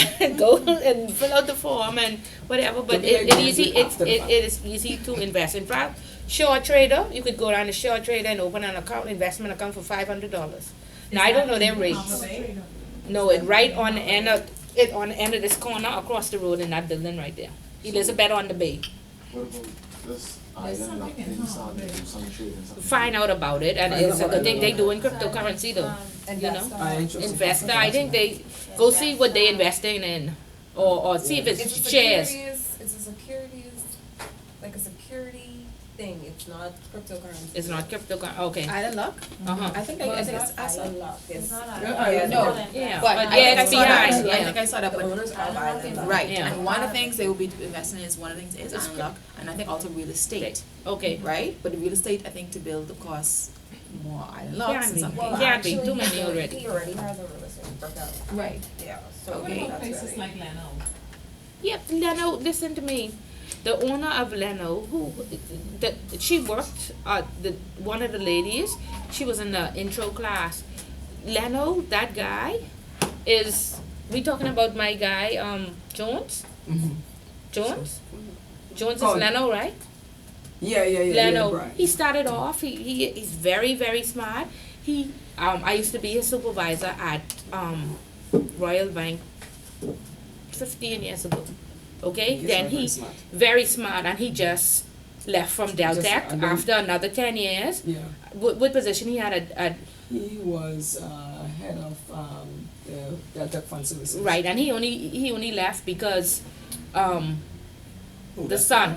She talking about Brian. Brian Brian Jones. Leno, you didn't know Yes. that? Okay, take that. Okay, see how close to home, right? You know him, right? You could call him up on the phone and say, Brian, I'd like to network with you. I'd like you to take me under your wing. I'd like to learn some He's things. very knowledgeable. Okay. Yeah, but Brian's smart. Oh, Yeah. Brian used to be my teller. Brian started off as my teller, and when he came straight out of college to Royal Bank, and I said, "You do not belong here. You will be great." I saw it from, and very humble, very smart, And and very. he wasn't a head of a department, he was a head of one of our subsidiary companies. Now he has his own, just like that. He can't be more than 35. No, I young. doubt, he's very Young. young. I doubt very much. Has a nice family, lives on Paradise Island, owns most everything that he has. Yeah, he's made good No decisions. credit. Yeah. So we can do this. Yep. There's so much more out there. So let's just stop. You know, somebody told me this week that there's so many things in life that's mediocre, that they talked about love. They said love shouldn't be one of them. But also happiness shouldn't be one. You know? No, that's what they say. There's so many things in life that's so mediocre. Happiness and love should not be one of them. Yeah, that's true. Okay? And so you gotta figure out what makes you happy, what drives you, what motivates you. Okay? Anyway, back to this book. You were in the book. Risk appetite. Risk appetite. Okay, so we understand we don't want conflicts in our risk appetite. We don't want to say in our AML procedure that an undesirable account is anybody who's accused, and then when compliance meeting with the officers, we say, oh, these accounts aren't blocked, but we watching them because the person has been charged with murder. You say, what? But yeah, policy says an undesirable account is anybody who's accused. Right? So we understand that. Okay? And that's why we have to read to make sure and we map and know where all these things are. Okay, so that's our appetite. We understand. If we have an appetite for PEPs, yes or no, it should be in there. We present that as a part of our framework. Then the next part, and we're gonna go to it in another few chapters, I think, or the next chapter, where we talk about our risk rating. We understand how the risk rating works, right? We understand how the risk scoring works. Yeah, customer risk profiling will come on August 31st. Everywhere you go, when you open an account, they rate you high, medium, or low. Remember, I talk extensively about understanding you as a compliance officer. You must understand the methodology. I talk extensively about the same risk rating that we had from 2003. We get our source from the Basel Committee, and the Basel Committee updates every year, but from 2003 we didn't update. We make no change. We can explain as compliance, these are the 14 categories that give you a risk. You know, and between 0 to 35 is high or this low. We can't explain any of that, but we are compliance and we are the owner of this document. Okay, so that's a part of your framework, right? So risk appetite, risk profile of your, would you rate your customers high, medium, or low? And what's the next thing? The control library now with recommendation one says the countries must assess their risk, and by far then the financial institutions. Look at the products and service that you offer. Put the controls in place. Develop your risk library. So who was here last week? Okay, Evans. Who else? Who else? Evans, we know you got this. Okay, I only know your first name, Miss Lavorne. Come. You say you was here last week and you know what I'm talking about? Stand right here. You got it right on the body, no standing. I need a risk library. Come, McDonald's. Yeah. You was here last week. Come. On page 34. Can I remember? Yeah, bring your book. You coming? This could be ready. That you need to say.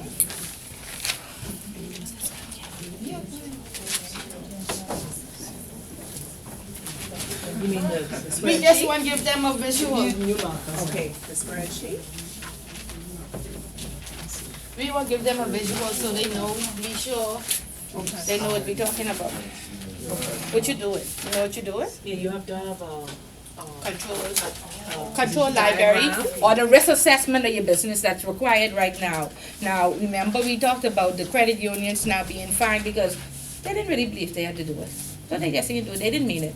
It's been in place for a few years. Nobody ever enforced it. And then they turn around and say, have it by June 22nd. No, the risk assessment. Yeah, so every institution, for those who weren't here last week, had to complete a risk assessment on their financial institution. The gaming houses had to do it. The accountants had to do it. The insurance companies had to do it. The banks had to do it. Did they give us a template? No. So what did we say? We created our own, right? And so, okay, so no, We need markers. yeah, they done bring me 3 or 4. okay, so you know the products that you offer. Here you go. See if that one will come out better. Okay. Yeah. There you go. Okay, good.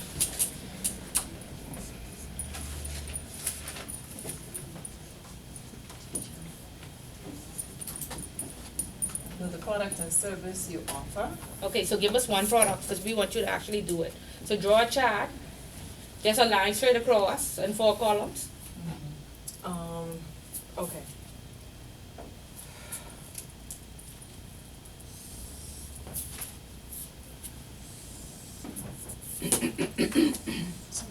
Okay, let me do the columns first. Know the products, how to rate Rate their the- risk, uh-huh. right, how to rate their risk.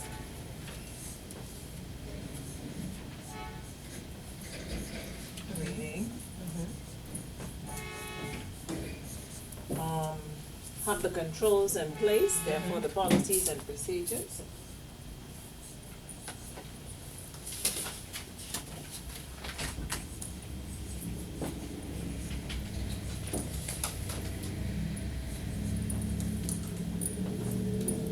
And then finally, who is responsible? Okay, and then as the compliance officer, you have to offer a lot of training and a lot of talking to people, so you have to get used to being in front of a group, and so use us to practice on, so you could get comfortable.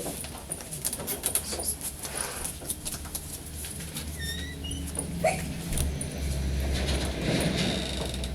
Okay. so, Let's go with, what did we talk about last week? Oh, why don't it, bearer shares. okay, you have bearer shares. So bearer You- shares is your You have product. to know, okay, the product is bearer shares, and you have to know the policies on it. No, you have to know the company's risk appetite for bearer shares. Yes or no? Do we accept bearer shares, yes or no? You Yeah, accept we get them, accepted, his- so that's how it get okay. work. You Because if we say accept no, them? we stop right there. Yeah. No, you accept, okay, you can't say no if you have them there already. Okay, So so- you have them there Change already, your you have to policy. have Right. exceptions to your Right. policy, Okay. and you have to have, man, how I can do this, I know. how to do You doing it right, you good, you Doing good. it right. So, we accepting bearer shares. it. Right. How you risk rating, bearer shares? High, They are medium, or high. low? They are Okay, high. so put in high. Okay, they are high, and, in controls, you said, you have to have, if they are there, Central bank requires you to have, a nominee agreement, a letter of undertaking a from letter of the. undertaking, Mhm. A letter from the beneficial owner. right, And a letter from the nominee. right. So these are your three policies. A letter from the beneficial owner, You see, this our control now, this in our policy. And approved by the So- board. Yeah. Who is Beneficial responsible? owner. Mhm. 1, 2, and give me the next one, please, I The forgot. nominee agreement, Nominee agreement. which tells you who holds the shares, because So you're you, holding it on behalf you'll get a of- share certificate and it say Bullet and Co. Who's Bullet and Co? You know what I mean? And so that nominee agreement will say, I, Tiffany Bullet, is the owner of Bullet and Co. I hold the shares on behalf of Michelle Evans. Right?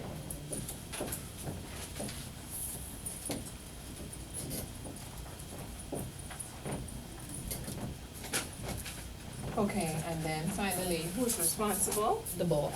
Um, That's the next control, because we won't let the compliance officer be approve that. responsible for We'll this? let the board Okay. approve So that. at this level, because it's high, it's the board. Right, Okay, so that's that. right. And then remember, I said we wanna do our mappings.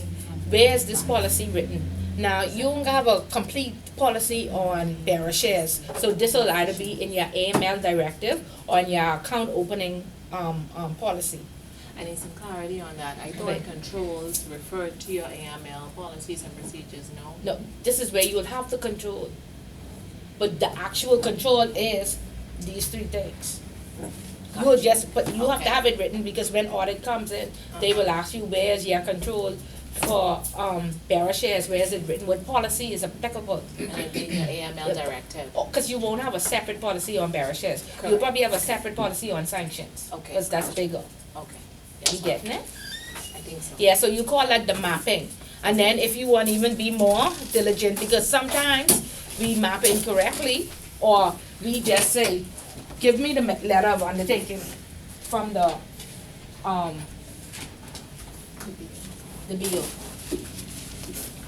So we ain't have this, and we don't have this.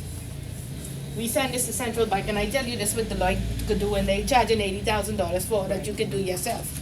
So Deloitte send this up one section of our risk assessment now. AML, it could be so many other categories, STRs, training, what else is, record keeping, all those are statutory requirements, so all of them will be on our list, right? It's just one section of account opening. So Deloitte do this for us, we pay them $80,000, they send this. So central bank says, okay, thank you. And this is why it's good to have the mapping, because we'll say, you can find this directive in our AML policy, which we will submit with this.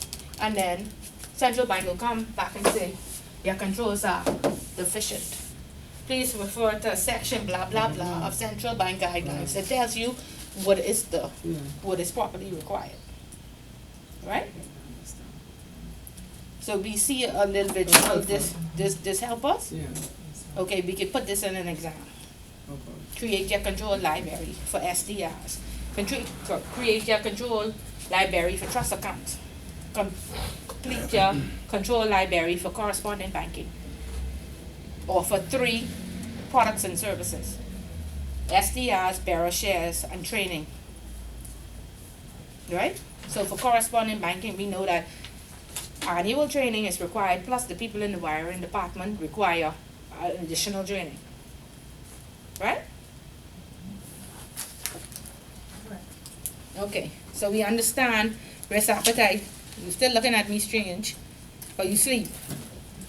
Alright, risk appetite, entire risk framework compiles of our entire business risk assessment, our entire business risk appetite, our entire risk profiling that we give to customers, high, medium, or low.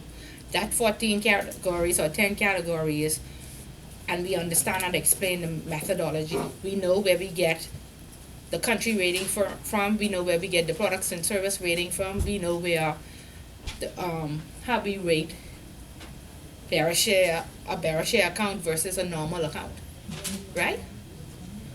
We good? We understanding it? Okay, good. Okay, very good. Okay, I just wanted to make sure y'all got it, because I just talked a lot and I was wondering if we got a visual. We now have a visual, so we understand. Okay, and then this, when we do this whole entire control library of all the products and services, all the functions, then we send that to central bank. Right now, in the Bahamas, on June 22nd, that's the AML risk assessment due. So everything applicable to the compliance department or AML related, or identify all the risks, put the controls in place, right? And now in October, I'm not certain of the date, the enterprise-wide one due. So it's not only AML, it's finance, it's credit, it's, so you have to get them on board.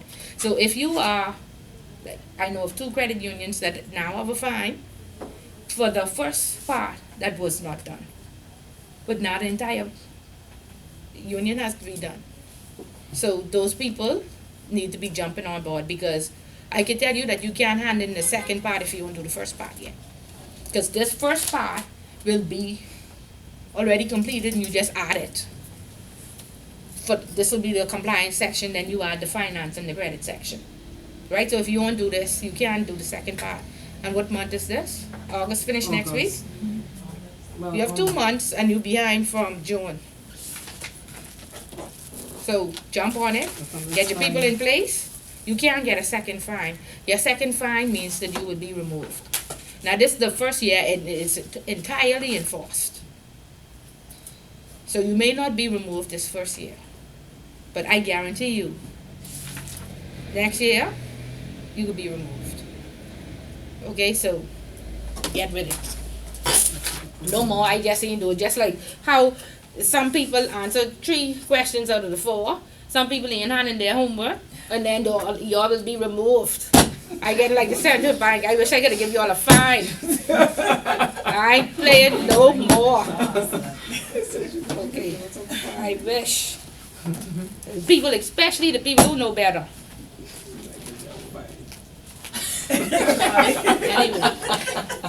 Anyway.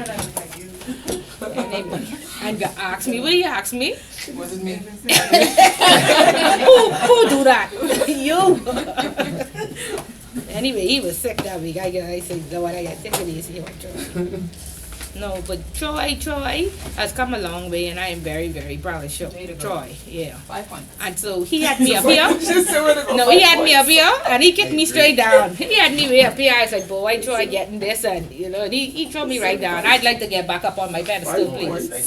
Thank you, sir. Thank you. Back on track. Okay, so hopefully that recap the last chapter, chapter 4, and will give you some insight on chapter 5. Please ask questions. Please, let's have a discussion. We are going to read it. There's only 3 or 4 pages. We are going to read. Okay? Yeah, I have to make it sound small. It's only 3 pages. It's only 3 pages. Yeah, but that's because it's connected to other. Okay, but you have to go hang out with these, go in a group. My last group, they take me a picture, and they send me a picture from Toastmasters. I was so proud. And one girl said she got 10 numbers, and she said she's a part of an investment group now. Where, like I say, Give us your number. her number, Your number. my cell number, for y'all to call me at 12:30. Yeah. No, I have. You need to be a part of the WhatsApp group. Okay, add this number to the WhatsApp group. Y'all can reach me by WhatsApp. 824. I hope you all know what you're doing here now, eh? 824. No, we need to network. We can need each other. I can need hookups all over. Create one. 9 create and a 3. copy. I know why you're saying that, Create a copy and create a, just the students and teacher. I know. You're sure. A and B. Yeah. I don't want to sit. agree with her. I don't want to A and sit. B. I don't want to sit on in that group and fall off my. Right. Oh my God. So what just I'm saying. grade 1 with the teacher and grade grade a one subgroup without without the the teacher. question No. being I what- ain't like questions. COB. Teachers who class y'all should take. One group, and everybody else in the group. Y'all behave, talk, go privately, and y'all have y'all to say. Thank you. To add the teacher. If everybody else agree, then that's fine, right? But just know what you're saying, because I've been in this group. Just know what you're saying about whether you want to add the teacher or not. And like, Yeah, y'all discuss it when I'm here. But so we need to discuss it and then. But let's get the number. 824-9848. You in the group? 824 9848. 9848. Right. So she created an investment group. You know, because I say it's 4 weeks in a month. We could party 3 whole weeks, but that one weekend when we get together, my 5 people who are inspiring me, let's get together and do CFAL. As I was reading the newspaper, something came across with Fox. 5 guys, all 25 or below 30, they got together. They saved $50 for a week, and they put it in a bank. And it's been 2 years now. And they bought a piece of property in the States. That only equates to like $30,000 or $40,000, something like that.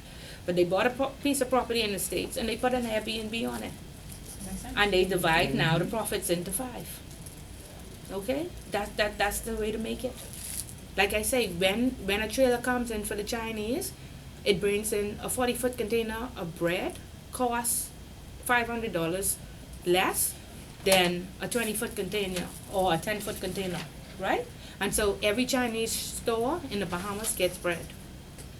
And they could sell it at a reduced price. And where we go and where's the cheapest place, right? And that's bread, sugar, anything that they bring in, you pay less customs, you pay less price.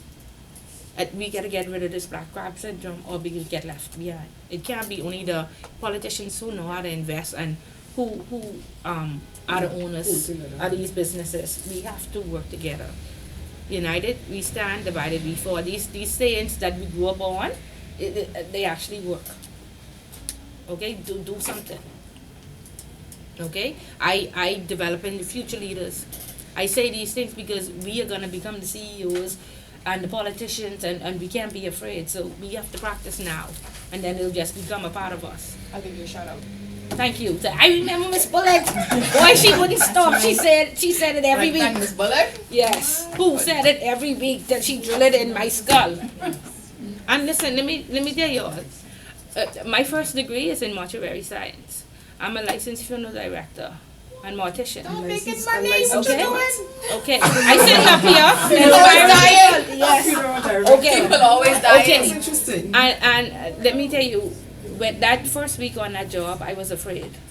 I had to sleep with my older sister for 2 months because I saw those dead people, and it was scary. So that's how my son just got a job, and my son was like, I don't like to walk from the parking lot in the night. It's just creepy or whatever. And I was like, no, you have to be tougher or whatever. But then I remember those days.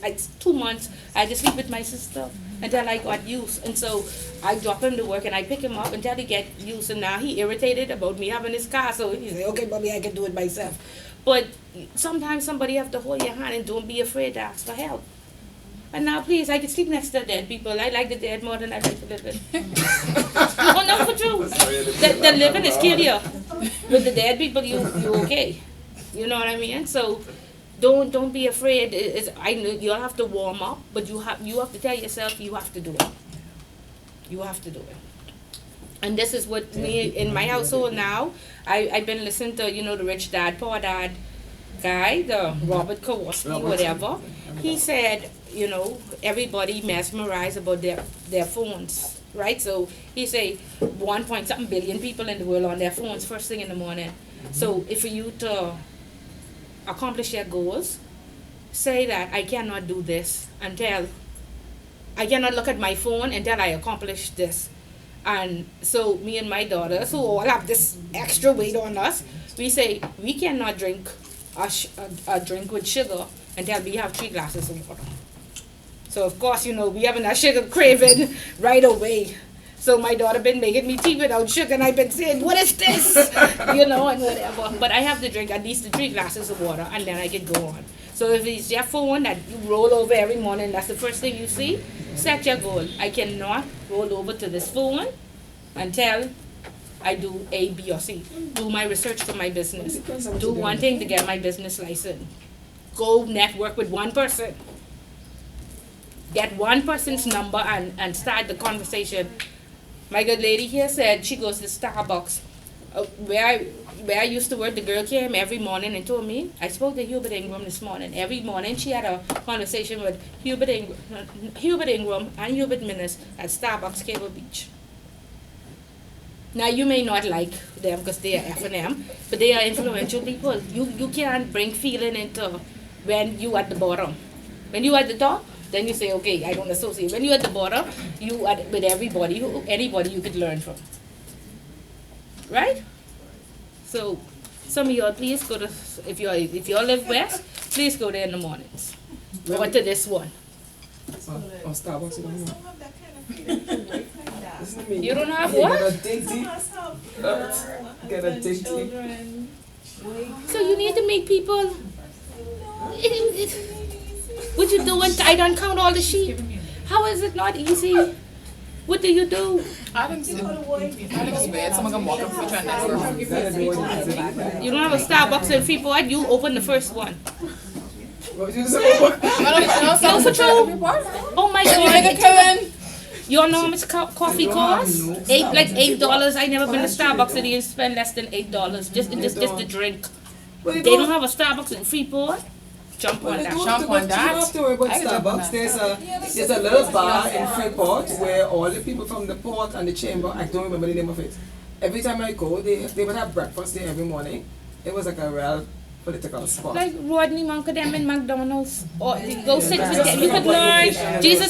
You could learn something from Rodney Monk because he sure have a following. He sure popular. You don't have to worry about the names, right? Because you all even see the singing bishop, the most popular, and he can't.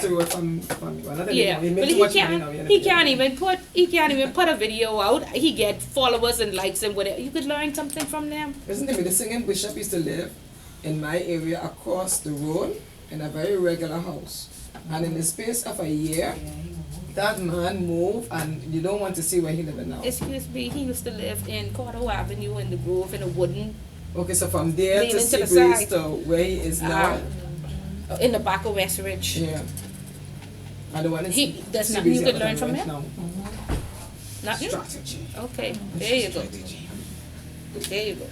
By the way, September 11th is the Association of International Banks and Trusts is having a conference on substance, transparency, and opportunity. When? It's September 10th and 11th. One part is a group. Lavon, get with Miss Evans, please. She out there. Okay? Evans, give us it again. I'm selling it in the group. Yeah.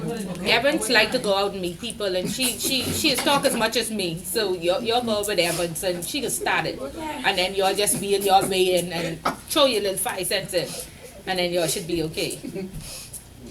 Okay. Okay. Let's hurry read these chapters before y'all be running out of here. Y'all have homework? Oh yeah, y'all redoing. Okay. Yeah, y'all redoing. But I can't give nothing no until we get, I don't want to overwhelm it. But I can tell you that next week, because I think it's the next 2 chapters or the next chapter talks extensively about customer due diligence, which we know blindfolded. And so we go breeze past that, but we need to get the Edmonton group. Anybody read any of the case studies in the back, particularly the ones on fraud, and I said that 100 times. I read. I even give you all the page number. I don't have it now. I gave it 2 weeks ago. Yeah. Page 339. See? Oh, I read. Yeah. This, and I can give you all the question on this that y'all will go home and practice. No. Next week. Redo. So the people who don't have to redo, relax your minds and then y'all can start to know. 39. Edmonton group. This was one of the mandatory questions. Yeah, 339. You all have 339, I have 39. Oh, okay, then. Yeah. So when we talk about customer due diligence, you all know, verify, you all know all of that. So we'll go through these cases, okay? And like I say, this was the mandatory question last semester, and I will give you all that question. Okay, I think it asks for three, discuss three of the cases and what were the outcomes, right? Okay. Okay, good, so y'all can, if y'all wanna go ahead and start to read, y'all be prepared for that.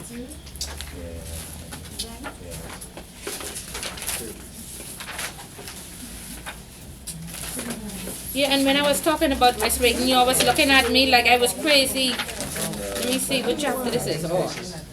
Okay, so we will go on risk profiling too later on, but we understand high, medium, and low and risk profiling. That's chapter 7. Okay. Okay, good. Back on chapter 5. So be clear, I mixed you all up just now. Okay, be sure. Alright. Who's that reader? Somebody who very quiet and timid and scared of people there. There you go. Break out this chair. Break out the chair, please. Comprehensive compliance system. A risk-based approach to money laundering, terrorist risk allows a company to be flexible when deciding where to concentrate their efforts. A risk-based approach, therefore, allows management to differentiate between the customers by matching the risk in a particular business. So we'll have all our high risk together, all our low, all our medium. When the regulators come, they particularly only concerned about the high, right? So you have to make sure all your high rated customers in order, because they will scrutinize everyone. The low and medium, they can do a percentage. I can check 25% of your low, I can check 25% of your medium, and really they only checking to make sure they shouldn't have been high, or that they risk rated properly. So make sure a senior person have all your high. You shouldn't have the senior person having the high, medium, and low. At a senior level, you should have, if it's like 500 to 800 clients, at a senior level, you should have 50 high, depending on how transactional they are. Medium and low, you could have 100. But one person shouldn't have more than 100 clients, because there's no way for you to actually know and build relationships with all these people. Okay, so you have to enforce that private banking or trust or whatever is categorized properly so nobody is overwhelmed. And then even in your department, you will say, I am the head of compliance, so therefore I will have 100 high that I manage. But then don't take on more than 100. Then even right down to your assistant, you could give them, you could have 1 high and 100 low. These are your clients. So every time they come with these scenarios, and I mean, they be very crafty. These people from all around the world, they doing porn. You have to know, no, I can vouch for this person that this is only the technology part. He is not the participant or whatever. We could possibly open this account and not go to hell. And then we had another person where it was guns for Israel versus guns for the U.S. That we just make weapons for the U.S. Army. Oh, sure, of course, no problems about. We just make guns for the Israeli Army. Yeah. So you have to be able to make these decisions, but know what you're dealing with and do lots of research. We had somebody even approach us where they said that they were going to create the 53rd state, and it was all for Antarctica and whatever. They bring a business perspective. I mean, they had a slide that they said, could we meet with your compliance in the boardroom? They had a slide. They showed us all of this and all that. It was fraud. It was fraud because we went online and we found out that there's something, there's like almost like is it Area 51, where they do all the testing and for aliens and something that it took. Yeah, so they stormed its own. yeah, so there was right. So there was a Area 51 type of we doing testing and evaluation there. This land is not condemned, but nobody is No man's land. Yeah, and nobody is able to go there and whatever. But these people had how they develop in the 53rd country, whatever. They like to open up the account, whatever. Complete fraud. So you have to know, and you have to. We couldn't say, but provide us with more information. No, the extensive slides and everything was nice. I was impressed. So So you have to know that, okay, we hear you, we come and they invite you to their offices, they want you to fly out to meet them, all sorts of stuff, but you have to know that, hey, I have to do my own research. I can't just sit here and make a decision. And then they offering you lunch, and then they'll come to Grey Cliff, do this, everything best. We'll send our car. The man even say, the man was like, oh, he said, I'm very sorry, but my jet is at the airport, and I have to fly over to Vancouver right after this meeting. He was like, and all of this was fraud. And his jet really was at the airport, but he come trying to defraud us. Okay, and so when these things happen, Central Bank asks you to create a rejected list. You know, and so when we turn around these countries, we like, oh, we don't have time for that. But no, we want to have these rejected lists so we could put in our systems, and we could report to the regulator at the end of the year. These are the persons that we rejected, and they want to know who tried to infiltrate our system or what happened. So a lot of people say, we don't have time to even record the openings. You're talking about record the rejections, but you need to record them, okay? Because they become more savvy. Remember, hacking is a job. And defrauding people and all these stuff, and they do feel that we are vulnerable in it. Judicial system is flawed, and so yeah, I could go there, commit a crime, and hey, I could get away with it, or what have you. Like, I don't know if you all know, a drug deal just happened where it was a Bahamian pilot and a guy from Canada. The guy from Canada say, okay, I'll spend the 3 years, plead guilty, spend the 3 years and go home. Like, you know, and that's one of the reasons why he chose the Bahamas, because he knew his fine would be very minimal. In Canada, 15 years, minimal. So, okay, so y'all be careful out there. Okay, let's finish reading. No more stories. Allows senior management in certain circumstances to apply its own approach to the firm's procedures, systems, and controls. Helps with producing a more cost-effective system. Ensures attention and resources are focused where there are greater risks. There are challenges to both regulators and financial institutions in implementing a risk-based approach. In some cases, the staff are uncomfortable making risk-based judgments. However, in situations where management fails to recognize or underestimates the risk, a culture may develop within the company that allows inadequate resources to be devoted to compliance, leading to potentially significant compliance failures. And we know that word culture, and we know it's just like raising children. Once you let them know that I make up a lot of excuses and there are leeways, or I make promises and I don't respond, and you are compliant, the first thing they say is, oh, compliance is do it, or so why can't we, or there ain't no big deal. We could open up this Area 51 account, because compliance ain't even gonna know. They don't even read. They prey on our ignorance, right, and our inability. We overwhelmed, and so they say, she's so overwhelmed, she ain't have time to read that. And when you come up and read it and say, what is this? That time the people come in, oh, the people will be here in 1 hour to explain it. I was like, I really wish you didn't do that, because this is a complete waste of time. But anyway, the people come in and on a jet, okay, we'll need them. You know, so read. From the supervisor's perspective, sample testing should be used for individual decisions reviewed as a means to test the effectiveness of the institution's overall risk management. In implementing the risk-based approach, companies should be given the opportunity to make reasonable judgments. No two companies are likely to adopt the same detailed practices. In this regard, regulators should identify and disseminate guidelines on sound practice, which may provide which may prove challenging to supervisory staff working to monitor compliance. And again, I tell you where I had a challenge is I grew up Canadian and moved over to the SWIFT. The Canadians were more conservative. The SWIFT was like, no, you require too much. So, you know, I want 2 pieces of ID to account for human error. I want 1 ID. That's what the policy say, or the law says. And they critique in the law that says may and shall, and I showed you all earlier, I don't know if it was in this or in introduction, where I show you something says may and something says must, and then shall. Yeah, and so that creates a conflict depending on where you work. Okay, so look out for those type of things. And then you training people, and of course they always think you are compliant and you require too much.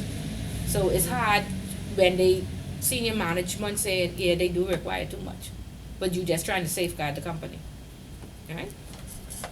So, could I put a question here? Mhm. If you have made that opens for someone to be Yeah, able to, yeah, if and- you have have, Oh, it must, has to be must. must. Yeah, Okay. yeah, that's the difference. So if you look all through central bank guidelines, you say shall, must, and may.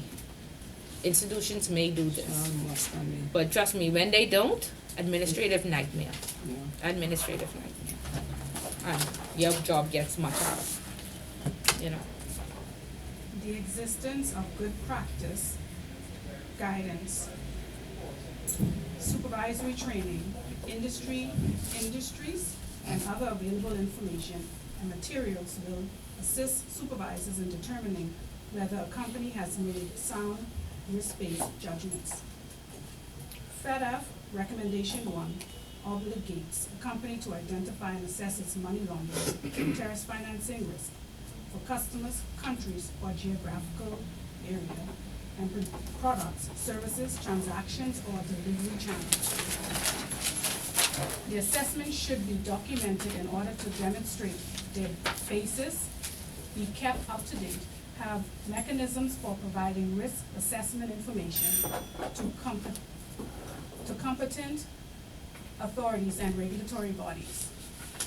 Companies are also required to have policies, controls, and procedures that enable them to manage and mitigate effectively the risks that have been identified. They should monitor the implementation of those controls and to enhance them if necessary. Senior management should approve the policies, controls, and procedures. The measures taken to manage and mitigate the risk should be consistent with national requirements and with guidance from competent authorities. Okay, so this our risk library, and these are our controls, right? And enhance the control means sometimes you have to go and increase controls, meaning normally persons say for checks under $500 one signature. Right. But then we find a lot of fraud. Audit comes in and find that there was a lot of fraud for checks Under at $49.99 or $499 because people always try to stay below the threshold. So increased controls would mean that, okay, 2 signatures are required on all checks now. Okay, we have to increase the control because there was an issue or deficiency. So you can't just send this. When you send this, your first year, fine, and it has everything that's required. Your second year, based on your audit. And if you know what I mean, if you want to stay current, you have to look at this and say, oh, we got a bad audit in this area for customer due diligence. So we have to ensure that they do more than they were supposed to do. What's like we used to get one copy of the passport.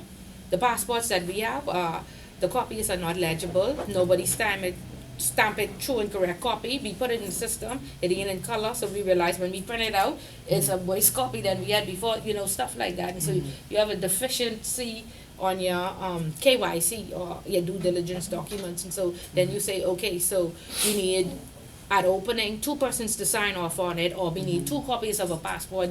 We hope that you all at least have one picture that's legible. You know what I mean? Another thing that we had a big problem with is addresses. There were 5 places where the addresses are put, and for some reason there was one address on the opening form, one address. The people, these are millionaires, so they live all around the world, and so they give each of their address around the world.